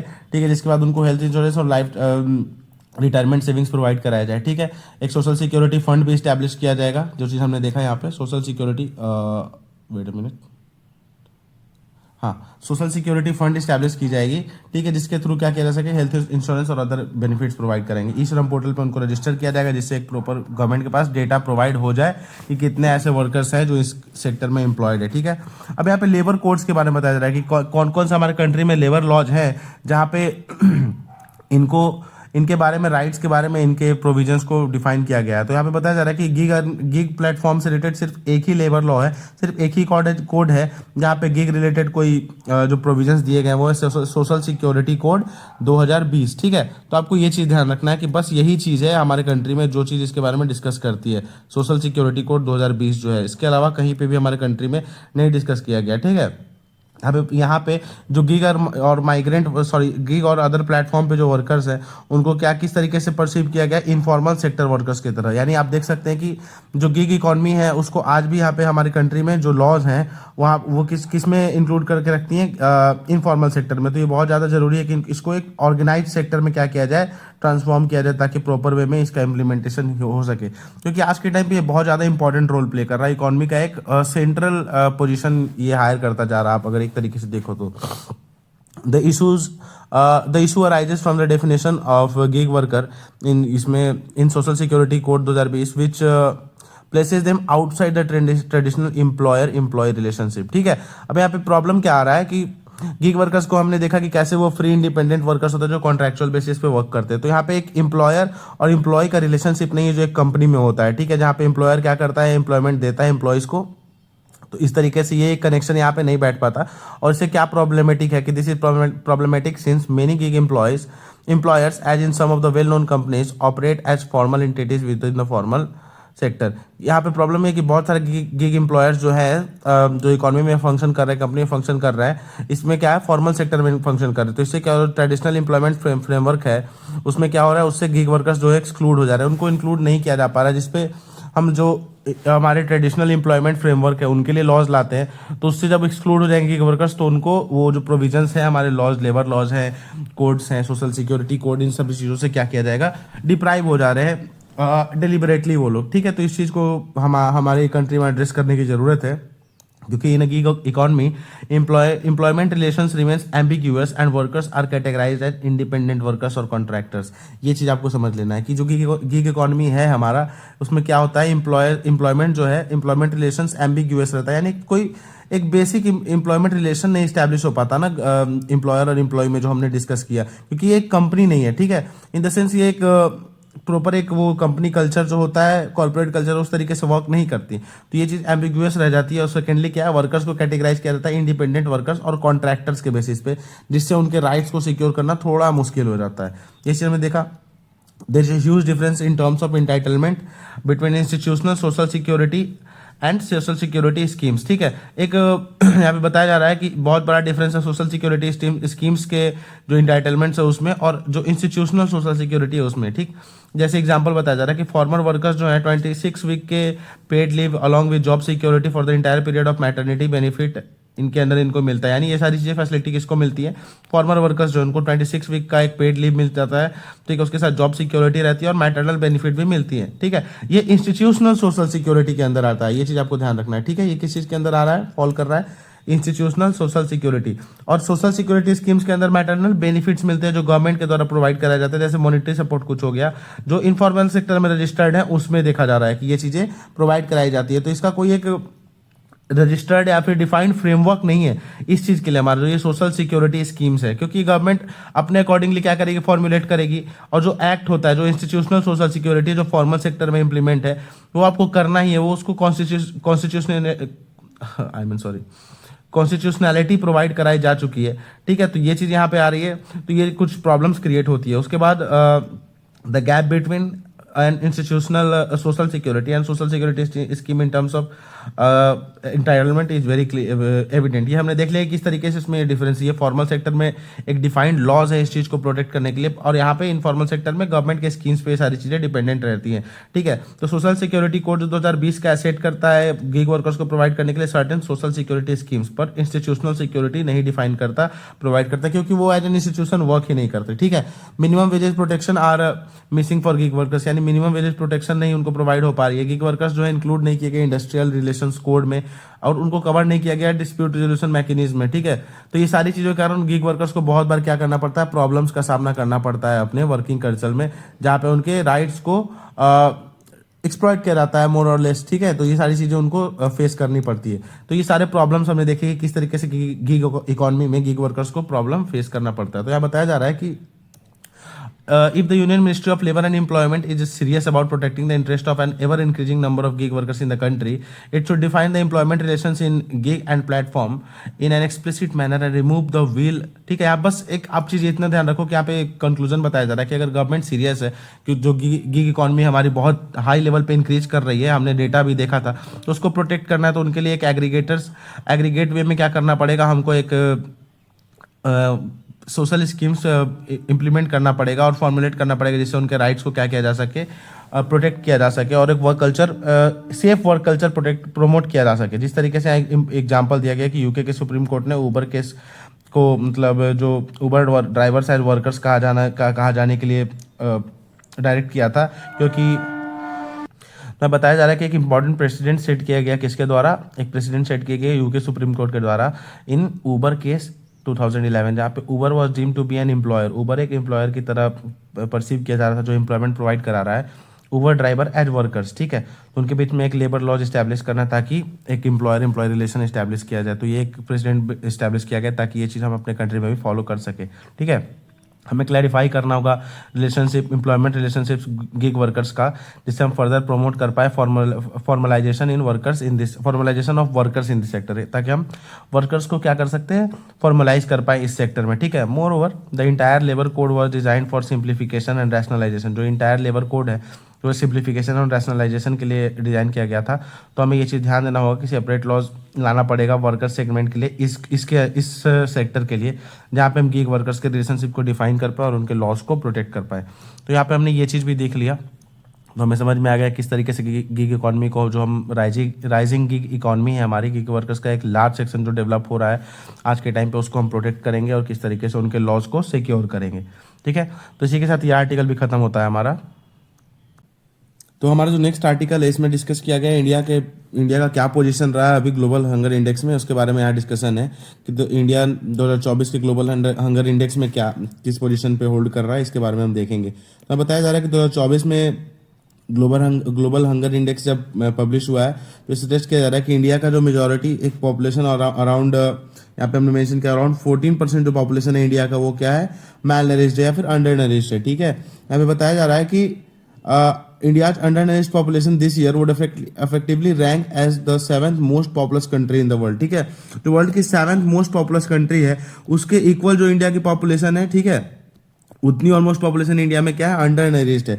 और वो कौन सी कंट्री, ब्राजील, यानी टोटल पॉपुलेशन जो ब्राजील की है उसमें से क्या 14% उसके इक्वल पॉपुलेशन, जैसे ब्राजील की जितनी टोटल पॉपुलेशन है उसके इक्वल पॉपुलेशन जो इंडिया की है वो क्या है, अंडर नरिश्ड है, यानी इंडिया के वो कितनी होगी, 14% होगी। यानी टोटल अमाउंट कितना होता है यहाँ पे, 200 मिलियन पीपल जो इंडिया में है किस चीज़ से सफ़र कर रहे हैं, मैल नरिशमेंट या अंडर नरिशमेंट से सफ़र कर रही है। किसकी रिपोर्ट है, ग्लोबल हंगर इंडेक्स की। तो कल को अगर आपको कोई मैल न्यूट्रिशन रिलेटेड कोई भी अगर आर्टिकल आता है तो आप वहाँ पे इस चीज़ को मेंशन कर सकते हो कि कैसे किस तरीके से इंडिया का एक बड़ा तबका जो है, इंडिया के पॉपुलेशन का एक जो लार्ज सेक्शन है वो अंडर नरिशमेंट से सफ़र कर रहा है। तो ऐसे में किस तरीके से हम जो हमारा डेमोग्राफिक डिविडेंड हो रहा है जो हमारे कंट्री में डेमोग्राफिक डिविडेंड है, हम उसका किस तरीके से बेस्ट यूटिलाइजेशन कर पाए। ठीक है, यहाँ पे हमने एक बेसिक डेटा देखा कि क्या, अब आगे इसमें देखते हैं क्या लिखा गया है कि यहाँ पे इन 2024 the score card for 127 Nations analysed range from low, 127 Nations को एनालाइज किया गया, वहाँ पे लो से एक्सट्रीमली अलार्मिंग की तरफ रखा गया और इंडिया इसमें सीरियस रैंक पे आया है। और ओवरऑल इंडिया की रैंक क्या है, 105 है यहाँ पे रैंक। ठीक है, और एक्सट्रीमली अलार्मिंग भी इस चीज़ को कंसीडर किया जा सकता है, राइटर के द्वारा कहा जा रहा है। It also establishes the abject and systematic failure by the Indian state to address the most basic of human needs. यहाँ पे बताया जा रहा है कि इसका सबसे बड़ा रीजन क्या है, जो हमारे कंट्री में हंगर को लेकर जो ये इतनी अलार्मिंग स्टेट पैदा हो चुकी है। ठीक है, तो इसका रीजन क्या है, हंगर जो एकदम जो हमारा अलार्मिंग स्टेट में चला गया, हंगर कह लो आप इसको या अंडर नरिशमेंट कह सकते हैं। ठीक है, अंडर नरिशमेंट, तो ये इतने अलार्मिंग स्टेट में कैसे चला गया, हमारा मेन क्वेश्चन तो ये उठता है। तो यहाँ पे ये बताया जा रहा है राइटर के द्वारा कि जो हमारा स्टेट है इंडियन स्टेट वहाँ पे जो ह्यूमन की बेसिक नीड्स है उस चीज़ को प्रॉपरली फुलफिल नहीं किया गया। एडिक्वेट फूड की एक्सेसिबिलिटी नहीं वहाँ पे प्रोवाइड कराई गई। न्यूट्रिशन प्रॉपर वे में नहीं प्रोवाइड किया गया, जिससे क्या हो गया, जो हमारा डेमोग्राफिक डिविडेंड है उसका हम सही से यूटिलाइजेशन नहीं कर पा रहे। अब डेमोग्राफिक डिविडेंड क्या होता है, आप इस चीज़ को एक बार पढ़ना। बेसिक में शॉर्ट में बता देता हूँ कि जो हमारे कंट्री की यूथ पॉपुलेशन है उसको हम किस तरीके से अपने डेमोग्राफी को बेस्ट तरीके से यूज कर पाए अपने इकोनॉमी को ग्रो करने के लिए, कंट्री को ग्रो करने के लिए, उस चीज़ को बेसिकली हम डेमोग्राफिक डिविडेंड कहते हैं। ठीक है, उसके बाद हमारे कंट्री में इसका एक और रीजन है वाइड इनकम इनइक्वालिटी। हमारे सोसाइटी का जो एक लार्ज सेक्शन है उनकी पर कैपिटा इनकम बहुत ही ज़्यादा कम है, जहाँ पे उनका बस एक क्या कह सकते हैं कि लिविंग के लिए, ठीक है, लिविंग अ लाइफ, बस इतने के लिए, सर्वाइवल के लिए ही उनका फूड रिक्वायरमेंट्स पूरा हो पाता है। बस वो सर्वाइव कर पा रहे हैं, this is the only thing that they can do. ठीक है, उनके पास ये लग्जरी नहीं है कि वो protein rich food, nutrient rich food afford कर पाए, ड्राई फ्रूट्स हो गए या फिर फ्रूट्स अदर जो है इन सब चीज को क्या करें, अफोर्ड करें। तो इसके कारण क्या हो रहा है, wide range of income inequality के कारण भी फूड की रिक्वायरमेंट, जो न्यूट्रिशनल रिक्वायरमेंट, ठीक है, हम यहाँ बात कर रहे हैं न्यूट्रिशनल रिक्वायरमेंट की, कि न्यूट्रिशनल रिक्वायरमेंट उनकी किस लेवल पे जाकर फुलफिल हो रही है। ठीक है, तो न्यूट्रिशनल रिक्वायरमेंट उनकी फुलफिल नहीं हो पा रही है। ठीक है, they are just earning a living. ठीक है, even as the economic survey of 2023 and 24 blames this on extreme weather events. जो हमारा इकोनॉमिक सर्वे था 2023 का और 2024 का, इसके अकॉर्डिंग क्या कहा गया है इसमें कि जो हमारा एक्सट्रीम वेदर इवेंट्स रहा इसके वजह से क्या हो गया है, यील्ड, क्रॉप के जो यील्ड थे वो क्या हो गया, रिड्यूस हो गए हमारे। ठीक है, क्रॉप यील्ड रिड्यूस हो गया, रेन नहीं, हमारे कंट्री में मानसून प्रॉपर वे में नहीं आया, रेनिंग नहीं हुई, जिसकी वजह से क्रॉप की फर्टिलिटी रिड्यूस हो गई, आई मीन सॉइल की फर्टिलिटी, और बहुत सारे रीजन से यहाँ बताया गया है।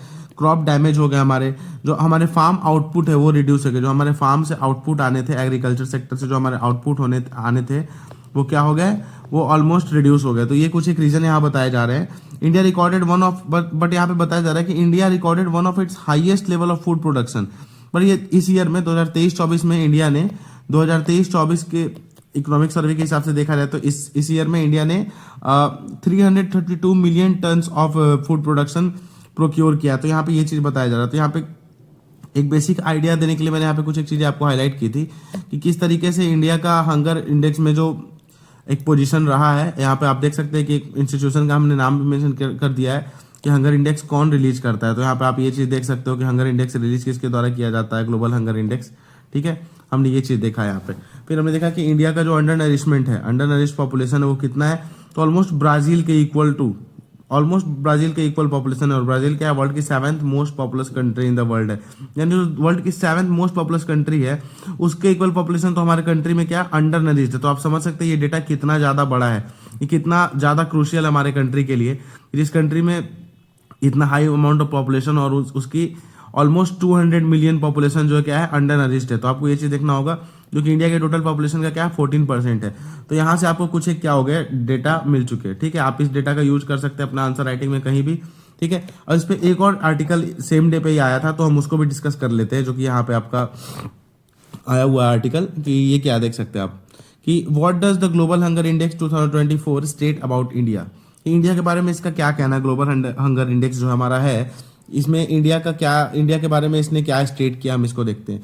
और यहाँ पे रिसेंटली आप ये भी चीज देख सकते हो कि यहाँ पे जो हमारी ministry of women and child development है, इसने कंसर्न रेज किया है, जो ये ग्लोबल हंगर इंडेक्स रिलीज करने वाली इंस्टीट्यूशन है, इसने जो क्या किया है, डेटा कलेक्ट किया है इसके ऊपर। ग्लोबल हंगर इंडेक्स ने हमारी मिनिस्ट्री ने क्या किया है, कंसर्न रेज किया है। तो हमें ये भी चीजें देखनी है।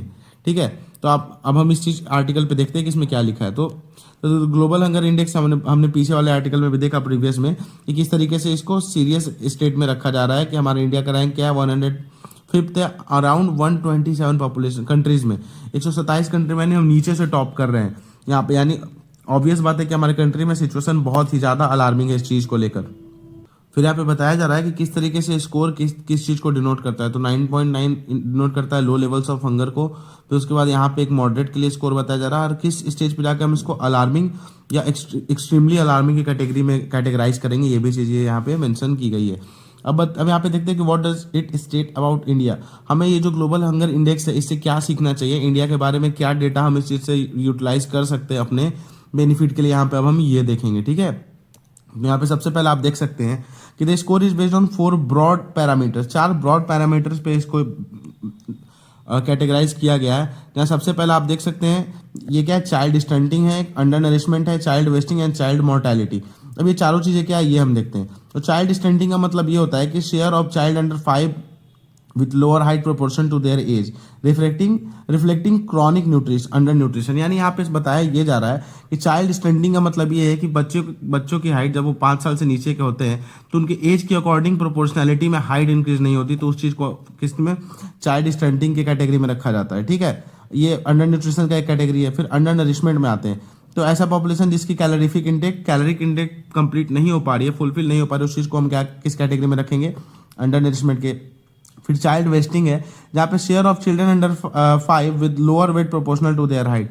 एक था हमारा चाइल्ड स्टंटिंग जहाँ पे हाइट नहीं था प्रॉपर एज के हिसाब से। ठीक है, अब यहाँ पे चाइल्ड वेस्टिंग है जहाँ पे हाइट के अकॉर्डिंग बच्चे का वेट नहीं होता, यानी वो भी क्या है, अंडर न्यूट्रिशन में है। और चाइल्ड मोर्टेलिटी यानी share of children who die before their 5th birthday, यानी 5वां बर्थडे सेलिब्रेट करने के पहले जो बच्चे डेथ कर जाते हैं उनके बारे में। तो इन चारों पैरामीटर्स पे क्या किया गया है, डेटा कलेक्ट किया गया है ग्लोबल हंगर इंडेक्स 2024 का। ठीक है, हमने ये देख लिया। फिर यहाँ पे देखते हैं कि इसके अकॉर्डिंग पता चला है कि 13.7% जो पॉपुलेशन है हमारी वो क्या है, अंडर नरिश्ड है। 35% के अराउंड जो चिल्ड्रन है वो क्या है, स्टंटेड है। स्टंटेड का मतलब हमने देखा था कि एज के अकॉर्डिंग हाइट नहीं हो रही है उनकी। ठीक है, 18.7% जो बच्चे हैं वो वेस्टेड है, यानी हाइट के अकॉर्डिंग उनका वेट नहीं है।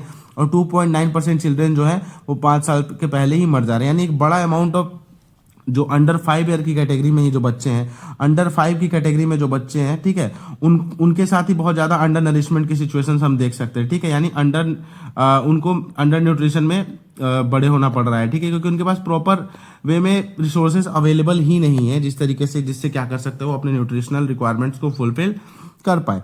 ठीक है, as per the survey India has the highest child wasting rate. India का जो हाईएस्ट चाइल्ड वेस्टिंग रेट है, ठीक है, यानी हाइट के अकॉर्डिंग वेट नहीं है बच्चों का, यानी प्रॉपर वे में उनकी कैलोरी इंटेक पूरी नहीं हो पा रही, न्यूट्रिशनल रिक्वायरमेंट्स नहीं पूरी हो पा रही, जिससे उनका हाइट और वेट का ग्रोथ नहीं हो पा रहा है।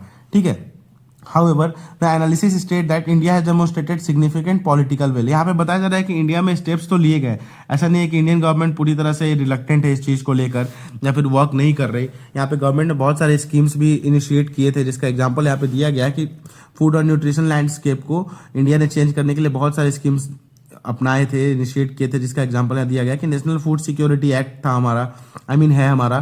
फिर पोषण अभियान हमने स्टार्ट किया, national nutrition mission nutrition cover को अचीव करने के लिए, उसके बाद पीएम गरीब कल्याण योजना हमने स्टार्ट किया। फिर national mission for natural farming हमने स्टार्ट किया। तो ये कुछ एक हमने स्कीम्स भी स्टार्ट किए थे। ठीक है, अब उसके बाद बताया जा रहा है कि उसके बावजूद भी क्या हो गया, हम उस लेवल पे अचीव नहीं कर पाए हैं जिस लेवल पे हमें सिक्योरिटी अचीव करनी थी।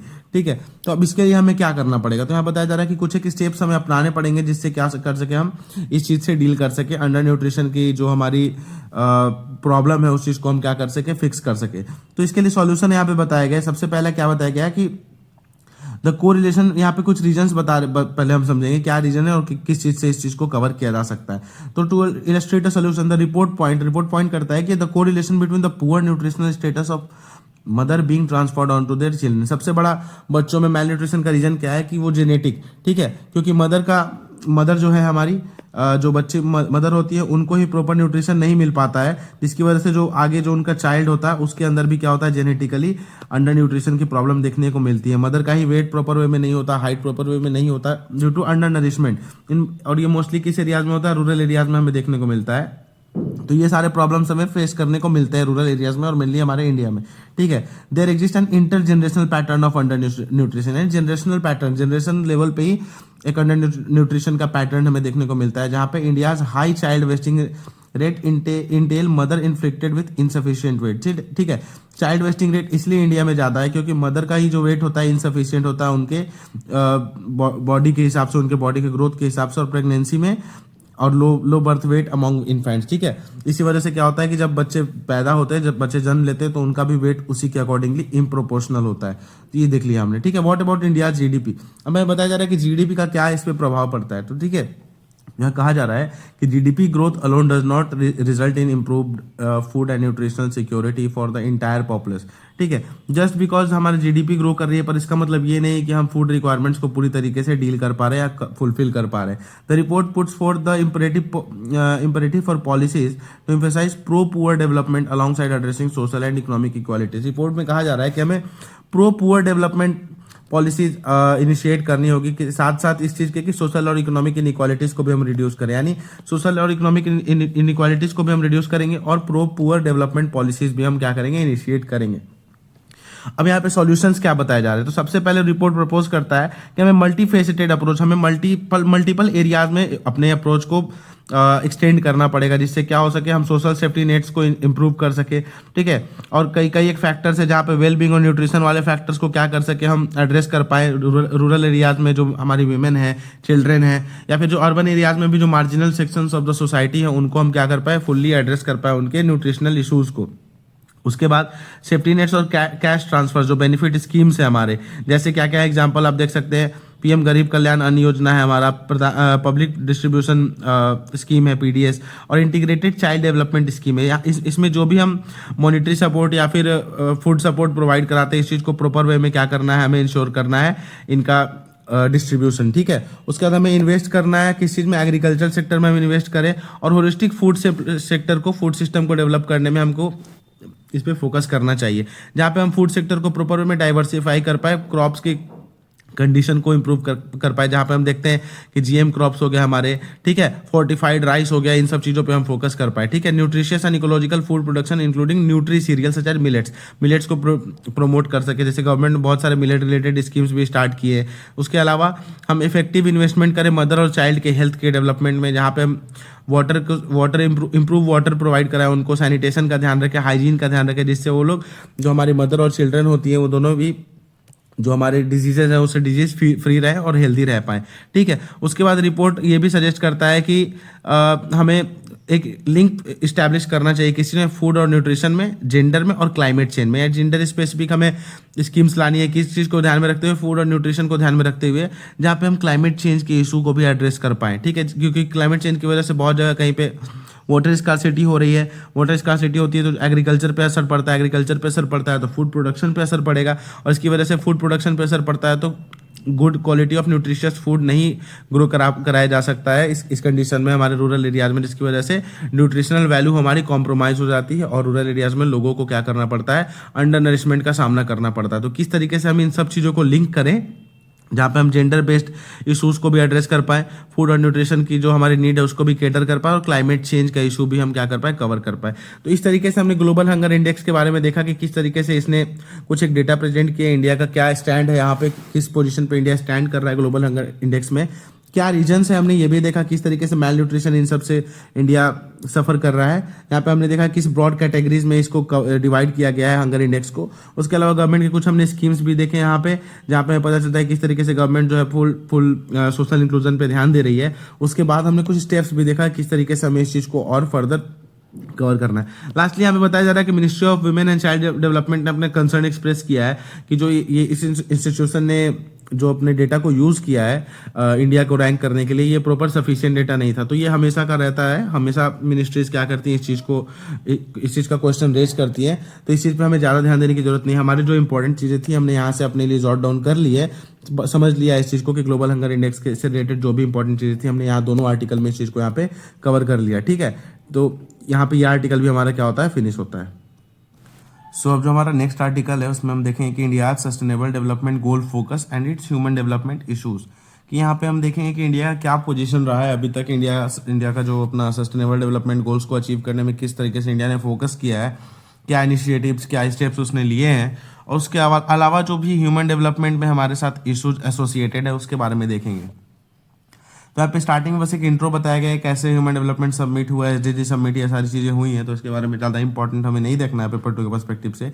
हमारे लिए क्या इंपॉर्टेंट यहाँ पे आता है कि नोबेल लॉरिएट जो हमारे अमर्त्य सेन थे, उन्होंने अपने बुक डेवलपमेंट एज फ्रीडम में कहा है कि डेवलपमेंट का मतलब क्या है कि एक ऐसा प्रोसेस जहाँ पे एक्सपैंड कर सकते हैं हम रियल फ्रीडम पीपल का एंजॉय करने का, उसको हम क्या कहते हैं, डेवलपमेंट कहते हैं। ठीक है, तो हम समझ गए कि डेवलपमेंट का डेफिनेशन क्या है अकॉर्डिंग टू अमर्त्य सेन, कि development is a process of expanding the real freedom that people enjoy.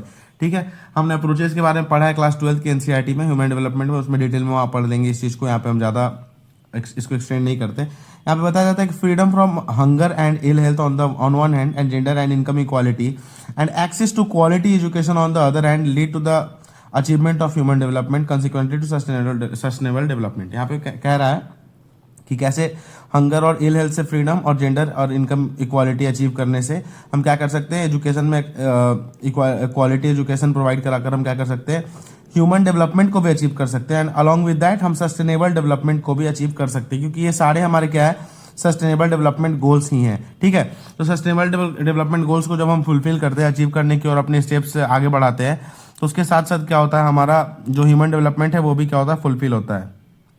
अब हम यहाँ पे कहा जा रहा है कि जो कंट्रीज एस्पायर कर रही हैं सस्टेनेबल डेवलपमेंट गोल्स को अचीव करने के लिए, उनको कुछ मेजर्स लेने पड़ेंगे जिससे वो क्या कर सके, ह्यूमन डेवलपमेंट को अचीव कर सके। क्योंकि यहाँ पे ह्यूमन डेवलपमेंट और अपना सस्टेनेबल डेवलपमेंट जो है, ये दोनों क्या है, इंटर रिलेटेड है, दोनों एक दूसरे पे डिपेंडेंट है।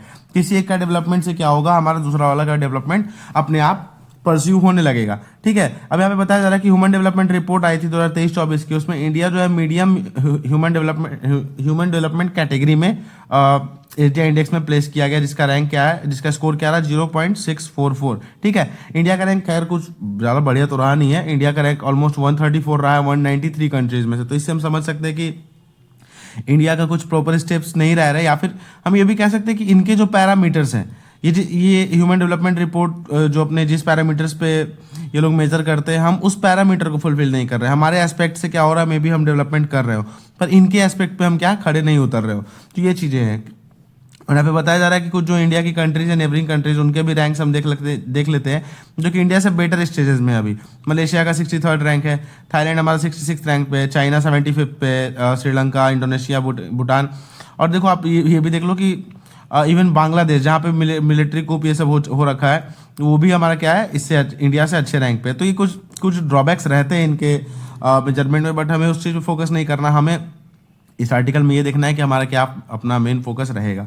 ठीक है, यहाँ पे बताया जा रहा है कि one of the reason for the slow growth. अब यहाँ पे बताया जा रहा है कि स्लो ग्रोथ क्यों रहा है इंडिया का, तो सबसे मेन रीजन था कोविड पैंडेमिक, और इसके जो इम्पैक्ट हुए ह्यूमन डायमेंशन पे, जैसे एजुकेशन और इनकम पे क्या हो गया, एक मेजर इम्पैक्ट पड़ा है हमारे सोसाइटी के ऊपर, या फिर major chunk of the population है हमारी कंट्री का, वो इस चीज़ से सफ़र हुआ कोविड-19 पैंडेमिक से बुरी तरह से। ठीक है, अब यहाँ पे जेंडर गैप के बारे में देखते थे। The HDR also presents the gender development index for 193 countries. ठीक है, HDR जो है 193 कंट्रीज के जेंडर डेवलपमेंट इंडेक्स भी प्रेजेंट करता है, जहाँ पे हम देखते हैं कि जेंडर में कितनी इक्वालिटी है, कितनी पैरिटी है किसी कंट्री के अंदर। तो it measures disparities in human development bye gender. यहाँ पे ह्यूमन डेवलपमेंट को जेंडर इक्वालिटी के बेसिस पे क्या किया जाता है, मेजर किया जाता है कि कौन सी कंट्री में जेंडर को इक्वालिटी, दोनों जेंडर्स को इक्वालिटी प्रोवाइड कराई गई है, उसके बेसिस पे हम क्या करते हैं, ह्यूमन डेवलपमेंट को मेजर करते हैं। The report contains HDI values estimated separately for women and main, the ratio of which GDI value. ठीक है, जेंडर डेवलपमेंट इंडेक्स पे हम देखेंगे। ठीक है, अब यहाँ पे बताया जा रहा है कि जितना ज़्यादा रेशियो जो अपना 1 के क्लोज होगा, the lesser the gap there is between women and men. जितना ही ज़्यादा हमारा अब GDI अगर हम कैलकुलेट कर रहे हैं, तो इसका रेशियो जितना ही ज़्यादा 0 के क्लोज होगा, सपोज 0.9 है, 999 है। ठीक है, इसका मतलब कि जो हमारी उस कंट्री में मेल एंड फीमेल हैं, उनके बीच में क्या है, जेंडर गैप बहुत ज़्यादा कम है, यानी जेंडर इक्वालिटी है। और ये चीज़ हमें सबसे ज़्यादा कि कहाँ पे देखने को मिलती है, ये जो हमारे डेवलप्ड कंट्रीज होते हैं ना, वहाँ पे ये सारी चीज़ें हमें अपने विटनेस करने को मिलती है। मेनली जो डेवलपिंग कंट्रीज होते हैं, वहाँ पे बहुत ज़्यादा इश्यूज क्रिएट होते हैं उनके जेंडर डेवलपमेंट के रिलेटेड, क्योंकि वहाँ पे वुमेन को ना पैट्रियार्कल वे में, हमारे इंडिया में अगर कॉलोनियल रूल देखा जाए तो पैट्रियार्की बहुत ज़्यादा प्रिवेल करती थी, जहाँ पे हम वुमेन को क्या करते थे, बैक फुट पे रखते थे। ठीक है, उनको फ्रंट फुट पे नहीं लाया जाता था, मेन स्ट्रीम में नहीं हम इंक्लूड करते थे। ठीक है, अब मैं बता रहे हैं among the 42 medium human developed countries, जो मीडियम स्टेजेस पे ह्यूमन डेवलपमेंट में, जिसमें इंडिया भी फॉल करता है, वहाँ पे ओनली 7 है जो लो इक्वालिटी है, जहाँ पे HDI अचीवमेंट में मेन और वीमेन। ठीक है, और वो कंट्रीज कौन with absolute deviation from gender parity of more than 10%। ठीक है, जहाँ पे जेंडर डिस्पैरिटी ज़्यादा है, जहाँ पे जो मेन और वुमेन को इक्वली ट्रीट नहीं किया जाता। वैसे कंट्रीज में कौन कौन सा? इंडिया, बांग्लादेश हमारा हो गया, Nepal, Uganda, Morocco, Syria, Arab Emirates, Syrian Arab Republic and Kiribati. ये कुछ कंट्रीज जहाँ पे जेंडर डिस्पैरिटी ज़्यादा है। और ये किस कैटेगरी में फॉल कर रहे हैं countries? Medium developed country, medium human developed countries हैं, जहाँ पे हम क्या देख रहे हैं? जेंडर पैरिटी को कंपेयर कर रहे हैं। तो इंडिया में सबसे ज़्यादा जेंडर गैप बताया जा रहा है in the labour force participation rate. यहाँ पे एक डेटा भी दिया गया है कि 47.8% point difference between main and women. Main का इतना परसेंटेज है पार्टिसिपेशन, सॉरी मेन का ये पार्टिसिपेशन है और वुमेन का हमारा यहाँ है, ठीक है। Female labour force participation rate in India is very low when compare to many countries. तो हमें पता भी है, हम ये चीज़ देखते भी हैं कि हमारे कंट्रीज़ में वुमेन का पार्टिसिपेशन बहुत ज़्यादा कम है। और उसके मल्टीपल रीजन है। ये कभी कोई आर्टिकल आएगा एक्स्ट्रा तो हम उस चीज़ में डिस्कस करेंगे, ठीक है। अब यहाँ पे एक डेटा देखा जा रहा है कि in the last latest periodic labour force survey publish by ministry of statistics and programme implementation. आपको ये भी चीज़ पता रहना चाहिए कि PLFS सर्वे जो है हमारा PLFS है, इसको कौन इंप्लीमेंट करता है? तो statistics, ministry of statistics and programme implementation हमारा ये प्रेजेंट करता है इस चीज़ को, जहाँ पे बताया जा रहा है कि ऑलमोस्ट 37% जो फीमेल है वर्किंग एज में, ठीक है, where in labour force in 2023, ठीक है, 2022 एंड 23, 2022 से 23 तक के इसके रिपोर्ट में जो हमारे कंट्री में 15 साल से ऊपर की जो वुमेन है, 15+ जो गर्ल्स हैं या फिर फीमेल्स कह सकते हैं, उनमें से सिर्फ 37% ही वर्किंग एज पॉपुलेशन है, ठीक है। एंड इट वॉज 23, जहाँ पे 23% के अराउंड थे 17-18 में, यानी ये चीज़ थोड़ा इंक्रीज हुआ है पर बहुत ज़्यादा डिफरेंस नहीं, मार्जिनल इंक्रीज नहीं हुआ है, ठीक है। There is huge gap in female labour force participation in rural and urban areas. यहाँ पे यही बताया जा रहा है कि रूरल और अर्बन एरियाज में भी गैप बहुत ज़्यादा परसिस्ट करता है, ठीक है। रूरल एरियाज में वुमेन कम इकोनॉमिक एक्टिविटीज़ में पार्टिसिपेट करती है कंपेयर टू अर्बन एरियाज। ये चीज़ हमने देख लिया।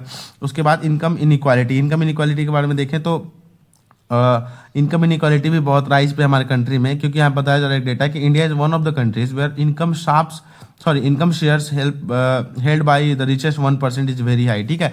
जो 1% पॉपुलेशन है हमारे कंट्री में, वो इस कंट्री का 21.7% वेल्थ एक्वायर करके रखे हुए हैं, यानी वो हेल्ड करते हैं, ठीक है। ये चीज़ हमने देख लिया। कंपैरिजन यहाँ देख रहे हैं कि बांग्लादेश में कितने हैं, चाइना, भूटान, नेपाल, यहाँ पे देख रहे हैं कि सबसे ज़्यादा क्वांटिटी में कौन है? इंडिया ही यहाँ पे लाई करता है, ठीक है। इनकम इनइक्वालिटी इंडिया में हाइयर है, वर्ल्ड का एवरेज 17.5% है, साउथ एशिया का 19.6% और इंडिया का क्या है 21.7% हमने देख लिया, ठीक है। तो हमारे इंडिया का जो इनकम इनइक्वालिटी है अपने जो रीजनल ग्रुप से, जैसे अपने ईस्ट एशिया में हो गया, पैसिफिक रीजन में, यूरोप में, सेंट्रल एशिया में, उनसे भी ज़्यादा है। वहाँ पे भी 16.5%, 15.7%, but where we are standing at 21.7%। तो इंडिया को एड्रेस करने की जरूरत है जेंडर डेवलपमेंट इशूज़ को, और इनकम इनइक्वालिटीज़ को भी रिड्यूस करने की जरूरत है ताकि हम सस्टेनेबल डेवलपमेंट गोल अचीव कर पाए। इस आर्टिकल में हमने देख लिया कि क्या क्या इंडिया के परसिस्टेंट प्रॉब्लम है। जो चीज़ सस्टेनेबल डेवलपमेंट गोल के साथ साथ ह्यूमन डेवलपमेंट इंडेक्स में भी हमारे रैंक को नीचे लेके जा रहे हैं, तो उस चीज़ को हमें इंप्रूव करने की जरूरत है। और जब हम वो चीज़ पर फोकस करेंगे तो ये दोनों चीज़ें हमारी अचीव हो पाएंगी, ठीक है। तो ये आर्टिकल हमने देख लिया। Now moving on to the next article. यहाँ पे हम देख रहे हैं forecasting better in India, come rain or shine, ठीक है। हम यहाँ पे वेदर फोरकास्ट के बारे में कुछ देखेंगे। IMD के बारे में कुछ डिस्कस किया गया है कि IMD को जो किस तरीके से अपने अंदर रिफॉर्म्स लाने चाहिए या फिर इवॉल्व करना चाहिए ताकि हम और भी ज़्यादा एक्यूरेट इन्फॉर्मेशन प्रोवाइड करा सके। तो हमारा आर्टिकल शुरू होता है एक डेटा से। तो according to 2021 study by the council on energy, environment and water, ठीक है, CEEW के द्वारा बताया गया है कि approximately 40% of districts in India, ठीक है। आप यही सारे डेटा यूज़ कर सकते हो अपने आंसर राइटिंग में, ठीक है। जो आप पूछते हो कि मैं अपने बॉडी में क्या लिखूँ, मेन बॉडी में क्या डेटा लिखा जा सकता है, यहीं से जब आप एडिटोरियल पढ़ते हो तो ये चीज़ आपको डेटा यहाँ पे मिल रहा है ना, आप ये अपने आंसर्स में नोट करो, अपने नोट्स में इसको मेंशन करो ताकि आप रिवाइज कर सको। अभी जब आप आंसर राइटिंग प्रैक्टिस करोगे तो इस चीज़ों को मेंशन करके क्या कर सको, अपने आंसर राइटिंग को और अच्छा कर पाओगे। तब जब आप इसको अपने आंसर राइटिंग में यूज़ करना स्टार्ट करोगे प्रैक्टिस में, जब घर पे प्रैक्टिस कर रहे हो, तब जाकर आपको समझ में आएगा कि ये सारी चीज़ें कहाँ यूज कर सकते हैं आप और किस तरीके से आपको मेमोराइज होने लगेंगी ये सारी चीज़ें, ठीक है। यही एक स्लो प्रैक्टिस होता है जो आप पेपर 2 के लिए डेवलप कर सकते हो। There is no shortcut to paper 2, आपको ये चीज़ समझना होगा, ठीक है। तो अकॉर्डिंग टू 2021 सेंसस डेटा हमने ये देख लिया कि जो 40% डिस्ट्रिक्ट है हमारे कंट्री में, वहाँ पे अल्टरनेटिंग क्लाइमेट हैजार्ड्स मतलब एक्सपीरियंस किए जा रहे हैं। जैसे कुछ फ्लड प्रोन एरिया है, कहीं पे ड्रॉट आ रहा है, कहीं पे ड्राई सीजन है, और मल्टीपल क्लाइमेट चेंज जो हमारे इशूज है वो चीज़ विटनेस किए जा रही है। ये चीज़ हमने देखा, ठीक है। It is evident that India must invest in enhancing weather forecasting and bringing technological innovation to the forefront. हमें इससे समझ में तो इतना आ गया कि इंडिया को अपने वेदर फोरकास्टिंग पे और भी ज़्यादा काम करने की ज़रूरत है और टेक्नोलॉजिकल इनोवेशन को भी फोर फ्रंट पे लाने की जरूरत है, जिससे हम क्या कर सके, सेफ्टी इंश्योर कर पाए और वो सारे इश्यूज को एड्रेस कर पाए जो वेदर और एक्सट्रीम वेदर कंडीशंस हो रहे हैं उसको रिड्यूस कर पाए, ठीक है, उसके इम्पैक्ट को हम रिड्यूस कर पाए या फिर उस चीज़ को प्रॉपर्ली मॉनिटर करके उस पर एक्ट कर पाए। इन सारे स्टेप्स लेने की जरूरत है हमें। तो इसके कंटेक्स्ट में गवर्नमेंट ने मिशन मौसम लॉन्च किया था सितंबर 2024 में, जिसका मेन फोकस क्या था, increasing India's weather observation network. हमें इसका मेन फोकस क्या था कि हम इंडिया के वेदर ऑब्जर्वेशन नेटवर्क को क्या करें, इम्प्रूव करें। उसके बाद क्या कर सकते हैं, improving weather forecasting models and investigating weather modification techniques. ये हमारा मेन फोकस था कि हम क्या क्या चीज़ों पे ध्यान दे सकते हैं, ठीक है। तो ये चीज़ हमें समझ में है। अब मिशन को इम्प्लीमेंट कहाँ करना है, तो प्राइमरली अभी तक 3 इंस्टीट्यूट में इस चीज़ को इम्प्लीमेंट किया गया है। तो सबसे पहले हमारा क्या, इंडियन मेट्रोलॉजिकल डिपार्टमेंट है यहाँ पे हमारा, फिर national centre for medium range weather forecasting है, और उसके अलावा Indian institute of tropical meteorology. इन 3 जगह पे हमने इस चीज़ को इम्प्लीमेंट किया है। अब किसकी बात कर रहे हैं हम मिशन मौसम की बात कर रहे हैं, ठीक है। तो इसको हमने क्या किया है, इन 3 जगहों पे इम्प्लीमेंट किया है, ठीक, अभी के टाइम पे। और इसका मेन फोकस हमने देख लिया कि क्या क्या किस तरीके से वेदर फोरकास्टिंग हमारे सागा को क्या करना है, इंप्रूव करना है और इसमें इवॉल्व करना है। अगर हम इसके पोटेंशियल को प्रॉपरली हार्नेस करना चाहते हैं तो इंडिया को क्या करना पड़ेगा, अपने फोरकास्टिंग कैपेबिलिटीज़ को क्या करना पड़ेगा, और भी ज़्यादा इन्हेंस करना पड़ेगा, ठीक है। क्योंकि वो चीज़ हाई क्लाइमेट रिस्क हम फेस कर रहे हैं अभी के टाइम पे, और उसके लिए हमें वाइडली अवेलेबल डेटा प्रोवाइड कराने होंगे, जिससे क्या कर सके हम हर एक सेक्टर, यानी energy sector, agriculture sector, water sector, हम इन सारे सेक्टर में क्या कर सके, एक प्रॉपर मॉनिटरिंग के थ्रू हम पॉलिसी फॉर्मुलेशन कर सके, जिससे हम इम्पैक्ट रिड्यूस कर सके एक्सट्रीम वेदर कंडीशंस के, ठीक है। अब इसके की पाथवेज क्या है मिशन मौसम के, हमको इस पे भी फोकस करना चाहिए कि हमें जो हमने ये टारगेट लिया है इस चीज़ को हम किस तरीके से अचीव करेंगे, किस तरीके से इम्प्लीमेंट करेंगे और किस तरीके से हम इसमें इन्हेंसमेंट करेंगे और टाइम टू टाइम क्या कर सकते हैं, इवॉल्व कर सकते हैं इन चीज़ों को लेकर, ठीक है। अब यहाँ पे हम कुछ एक प्रायोरिटीज देखेंगे, किस तरीके से हमें इन सारे प्रायोरिटी सेट जो हमारे सेट किए गए इन सब चीज़ों पे फोकस करना है, ठीक है। तो यहाँ कुछ एक बताया गया, जैसे पहला आपका यहाँ पे हम देख रहे हैं, ठीक है। उसका सेकंड प्रायोरिटी हमारी ये और थर्ड प्रायोरिटी ये है। तो इन सारे प्रायोरिटी एस्पेक्ट्स को हम यहाँ पे देखेंगे, जहाँ पे हम समझ पाए कि क्या क्या हमें करना चाहिए। तो सबसे पहले क्या करना होगा हमें, तो इंस्टॉल करना पड़ेगा वेदर ऑब्जर्वेशन प्लेटफॉर्म्स इंडिया के वेस्टर्न कोस्ट पे, क्योंकि हमें पता है कि वेस्टर्न कोस्ट हमारा कितना ज़्यादा प्रोन है। हमने ज्योग्राफी में पढ़ा है कि जो वेस्ट कोस्ट है यहाँ पे साइक्लोन्स भी अच्छे खासे आते हैं, ठीक है। उसके अलावा क्या है, यहाँ पे मानसून भी हमारे डिफरेंट वो क्या बोलते हैं, अक्टूबर में जो अपना ये रिट्रीटिंग मानसून है उस टाइम पे रेनफॉल होती है। जैसे हम देखते हैं कि तमिलनाडु इन सब रीजन में, बेंगलोर ये सारे साउथ इंडियन रीजन में फ्लड की बहुत ज़्यादा सिचुएशन हमारी आ जाती है, ठीक है। और यहाँ पे कोस्ट है, ठीक है, ये सारे कोस्ट है। तो यहाँ कोस्टल रीजन पे जो लोग रहते हैं ये ज़्यादा जो हमारे फ्लड डिजास्टर हो गया फिर हेवी रेनफॉल इन सारी चीज़ों से ज़्यादा प्रोन रहते हैं। तो हमें ऐसा एक सिस्टम बिल्ड करना होगा जहाँ पे इनको हम अर्ली एक्सेस प्रोवाइड करा पाए, जिससे ये वेदर फोरकास्ट कर पाए और खुद को सेफ जगह पे प्लेस कर पाए। इसके लिए इंडिया ने क्या किया है, 39 डॉपलर वेदर रडार्स इंस्टॉल किए हैं, ठीक है, जिसका मेन फोकस क्या है, तो प्रोवाइड करना शॉर्ट टर्म फोरकास्ट, ठीक है, जो मिनट से आवर्स तक के हम रेंज के अंदर क्या कर सके, हम फोरकास्ट इंश्योर कर पाए कि कहाँ पे कितने रेनफॉल होने वाले। इन सारी चीज़ों के लिए हमने क्या किया है, डॉपलर वेदर रडार्स को इंस्टॉल किया है। और ठीक है, रिसेंट स्टडी से पता चल रहा है कि cyclones are becoming more frequent and intense in Arabian sea, जो कि मैंने आपको मैप के थ्रू बताया कि कोस्टल एरियाज हैं और यहाँ पे बहुत ज़्यादा साइक्लोन जो है हमारा इंटेंस होता जा रहा है। तो इससे क्या होगा, ये कोस्टल एरियाज पे इम्पैक्ट पड़ने वाला है। तो इसके लिए हमें क्या करना पड़ेगा, अपने वेस्टर्न कोस्ट पे क्या करना होगा, ज़्यादा से ज़्यादा रडार्स इंस्टॉल करने पड़ेंगे ताकि हम वेदर फोरकास्टिंग एक एफिशिएंट वे में कर पाएं और यहाँ पे जो लोगों की लाइवलीहुड है, हैबिटेट्स है, उनको हम प्रोटेक्ट कर पाएं, ठीक है। फिर देखते हैं, mission Mausam should prioritise the installation of weather radars and other observational platforms in area that have not been covered, ठीक है।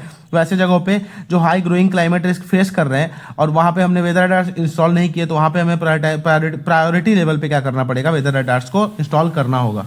उसके बाद सेकेंडली हमें क्या करना पड़ेगा कि वेदर डेटा सबके लिए अवेलेबल कराना पड़ेगा, ताकि जो स्टार्टअप्स, एंटरप्रेन्योर्स है वेदर सेक्टर में, क्लाइमेट सेक्टर में और रिसर्चर्स हैं, वो रिसर्च करके इसका प्रॉपर यूज कर पाए, प्रॉपर डेटा हमारे सामने स्टैब्लिश कर पाए या फिर इसके सोल्यूशंस डिराइव कर पाए, ठीक है। Open access to weather data क्या करेगा, हेल्प करेगा हमें ट्रेंड एनालिसिस करने में कि किस तरीके से वेदर के कंडीशंस में चेंज आ रही है, ताकि हम वेदर के एक्सट्रीम वेदर कंडीशंस को और भी अच्छे तरीके से समझ पाए और क्या करें, लोकलाइज अर्ली वार्निंग टूल्स को इंस्टॉल कर पाए, क्रिएट कर पाए, ठीक है। वह बताया जा रहा है कि आईएमडी डेटा शेयर तो करता है पर बहुत ही रिस्ट्रिक्टेड मैनर में, क्या है, वहाँ पे आईएमडी के पोर्टल पे डेटा शेयर होता है, यानी प्रॉपर वे में बहुत ज़्यादा फ्रीली क्या है डेटा शेयर नहीं है, ताकि रिसर्चर्स को फ्रीली डेटा प्रोवाइड हो सके और वो क्या कर सके, एक थिंक टैंक की तरह वर्क कर सके, या फिर जो एकेडमिक इंस्टीट्यूशंस है वो इसके कुछ सॉल्यूशंस जो एक्सट्रीम वेदर कंडीशंस है उनके सॉल्यूशंस डिराइव कर सके, ठीक है। यहाँ पे बताया जा रहा है कि मिशन मौसम को स्टैब्लिश करने की जरूरत है इंफ्रास्ट्रक्चर डिस्ट्रीब्यूशन डेटा, जिससे क्या कर सके हम नए वेदर रडार्स इंस्टॉल कर सके, रेडियोमीटर्स और इन सारी चीज़ों को पब्लिक डोमेन में प्रोवाइड करा सके, ताकि हम और अच्छे क्लाइमेटिक और वेदर फोरकास्टिंग सिस्टम को बोल्स्टर कर पाएं। फिर लास्टली हम देखते हैं कि क्या करना चाहिए। थर्ड जो हमारा एस्पेक्ट है, इस पर हम ध्यान देते हैं। तो हमें कम्युनिकेशन टूल्स को इंप्रूव करना चाहिए वेदर वार्निंग के लिए, उसकी कैपेसिटी को इन्हांस करना चाहिए, ठीक है। यानी उसमें हमको और भी ज़्यादा एक्यूरेसी एंड प्रिसीजन इंश्योर करना होगा, ठीक है। ये चीज़ हमने देख लिया कि ये 3 एस्पेक्ट में किस तरीके से हमें IMD को वर्क करना है, ताकि वेदर फोरकास्टिंग जो हमारा सिस्टम है उस चीज़ को हम इन्हांस कर पाए। यहाँ पे बताया जा रहा है कि मिशन मौसम को फोकस करना चाहिए enhancing user capacity to understand and act on warning through informative videos, media and guides. इसको न्यू एंड इनोवेटिव टेक्नोलॉजी या फिर वे ढूंढने चाहिए जिससे क्या कर सके ये मेजॉरिटी ऑफ वास्ट पॉपुलेशन तक क्या कर सके, अपने अप्रोच को रीच कर सके और वहाँ पे वेदर फोरकास्टिंग को और भी ज़्यादा इन्हांसिंग एंड इंगेजिंग बना सके through informative videos, media and guides, ठीक है। मिशन मौसम में यहाँ पे बताया जा रहा है कि एक अच्छा मूव है टाइमली जो है यूनियन गवर्नमेंट की तरफ से, जहाँ पे हम वेदर रेडी और क्लाइमेट स्मार्ट बन सकते हैं, जहाँ पे अपने क्लाइमेट जो रेजिलियंस है उसको एक्सपैंड कर सकते हैं ऑब्जर्वेशनल नेटवर्क के थ्रू और इम्प्रूव्ड वेदर फोरकास्टिंग के थ्रू। इससे क्या होगा, हम अर्ली एक्सेस कर पाएंगे, अर्ली प्रेडिक्शन करके जो भी हमारे डिजास्टर, जो नेचुरल डिजास्टर्स हैं क्लाइमेट रिलेटेड, उनको हम क्या कर पाएंगे, डील कर पाएंगे, काउंटर कर पाएंगे। तो इस तरीके से हमारा ये भी आर्टिकल खत्म होता है। ये थे इस वीक के कुछ इंपॉर्टेंट एडिटोरियल्स जो आपको पढ़ने थे। अब इसके साथ आप क्या कर सकते हैं, रिवीजन कर सकते हो और यहाँ पे जो अदर आर्टिकल्स में, डिफरेंट आर्टिकल्स में मैंने कुछ डेटा प्रोवाइड करा है, आप इस चीज़ को मेंशन करके अपने आंसर राइटिंग में यूज़ कर सकते हो, ठीक है। तो thanks for being with me till the last. Jai Hind, keep studying, all the best.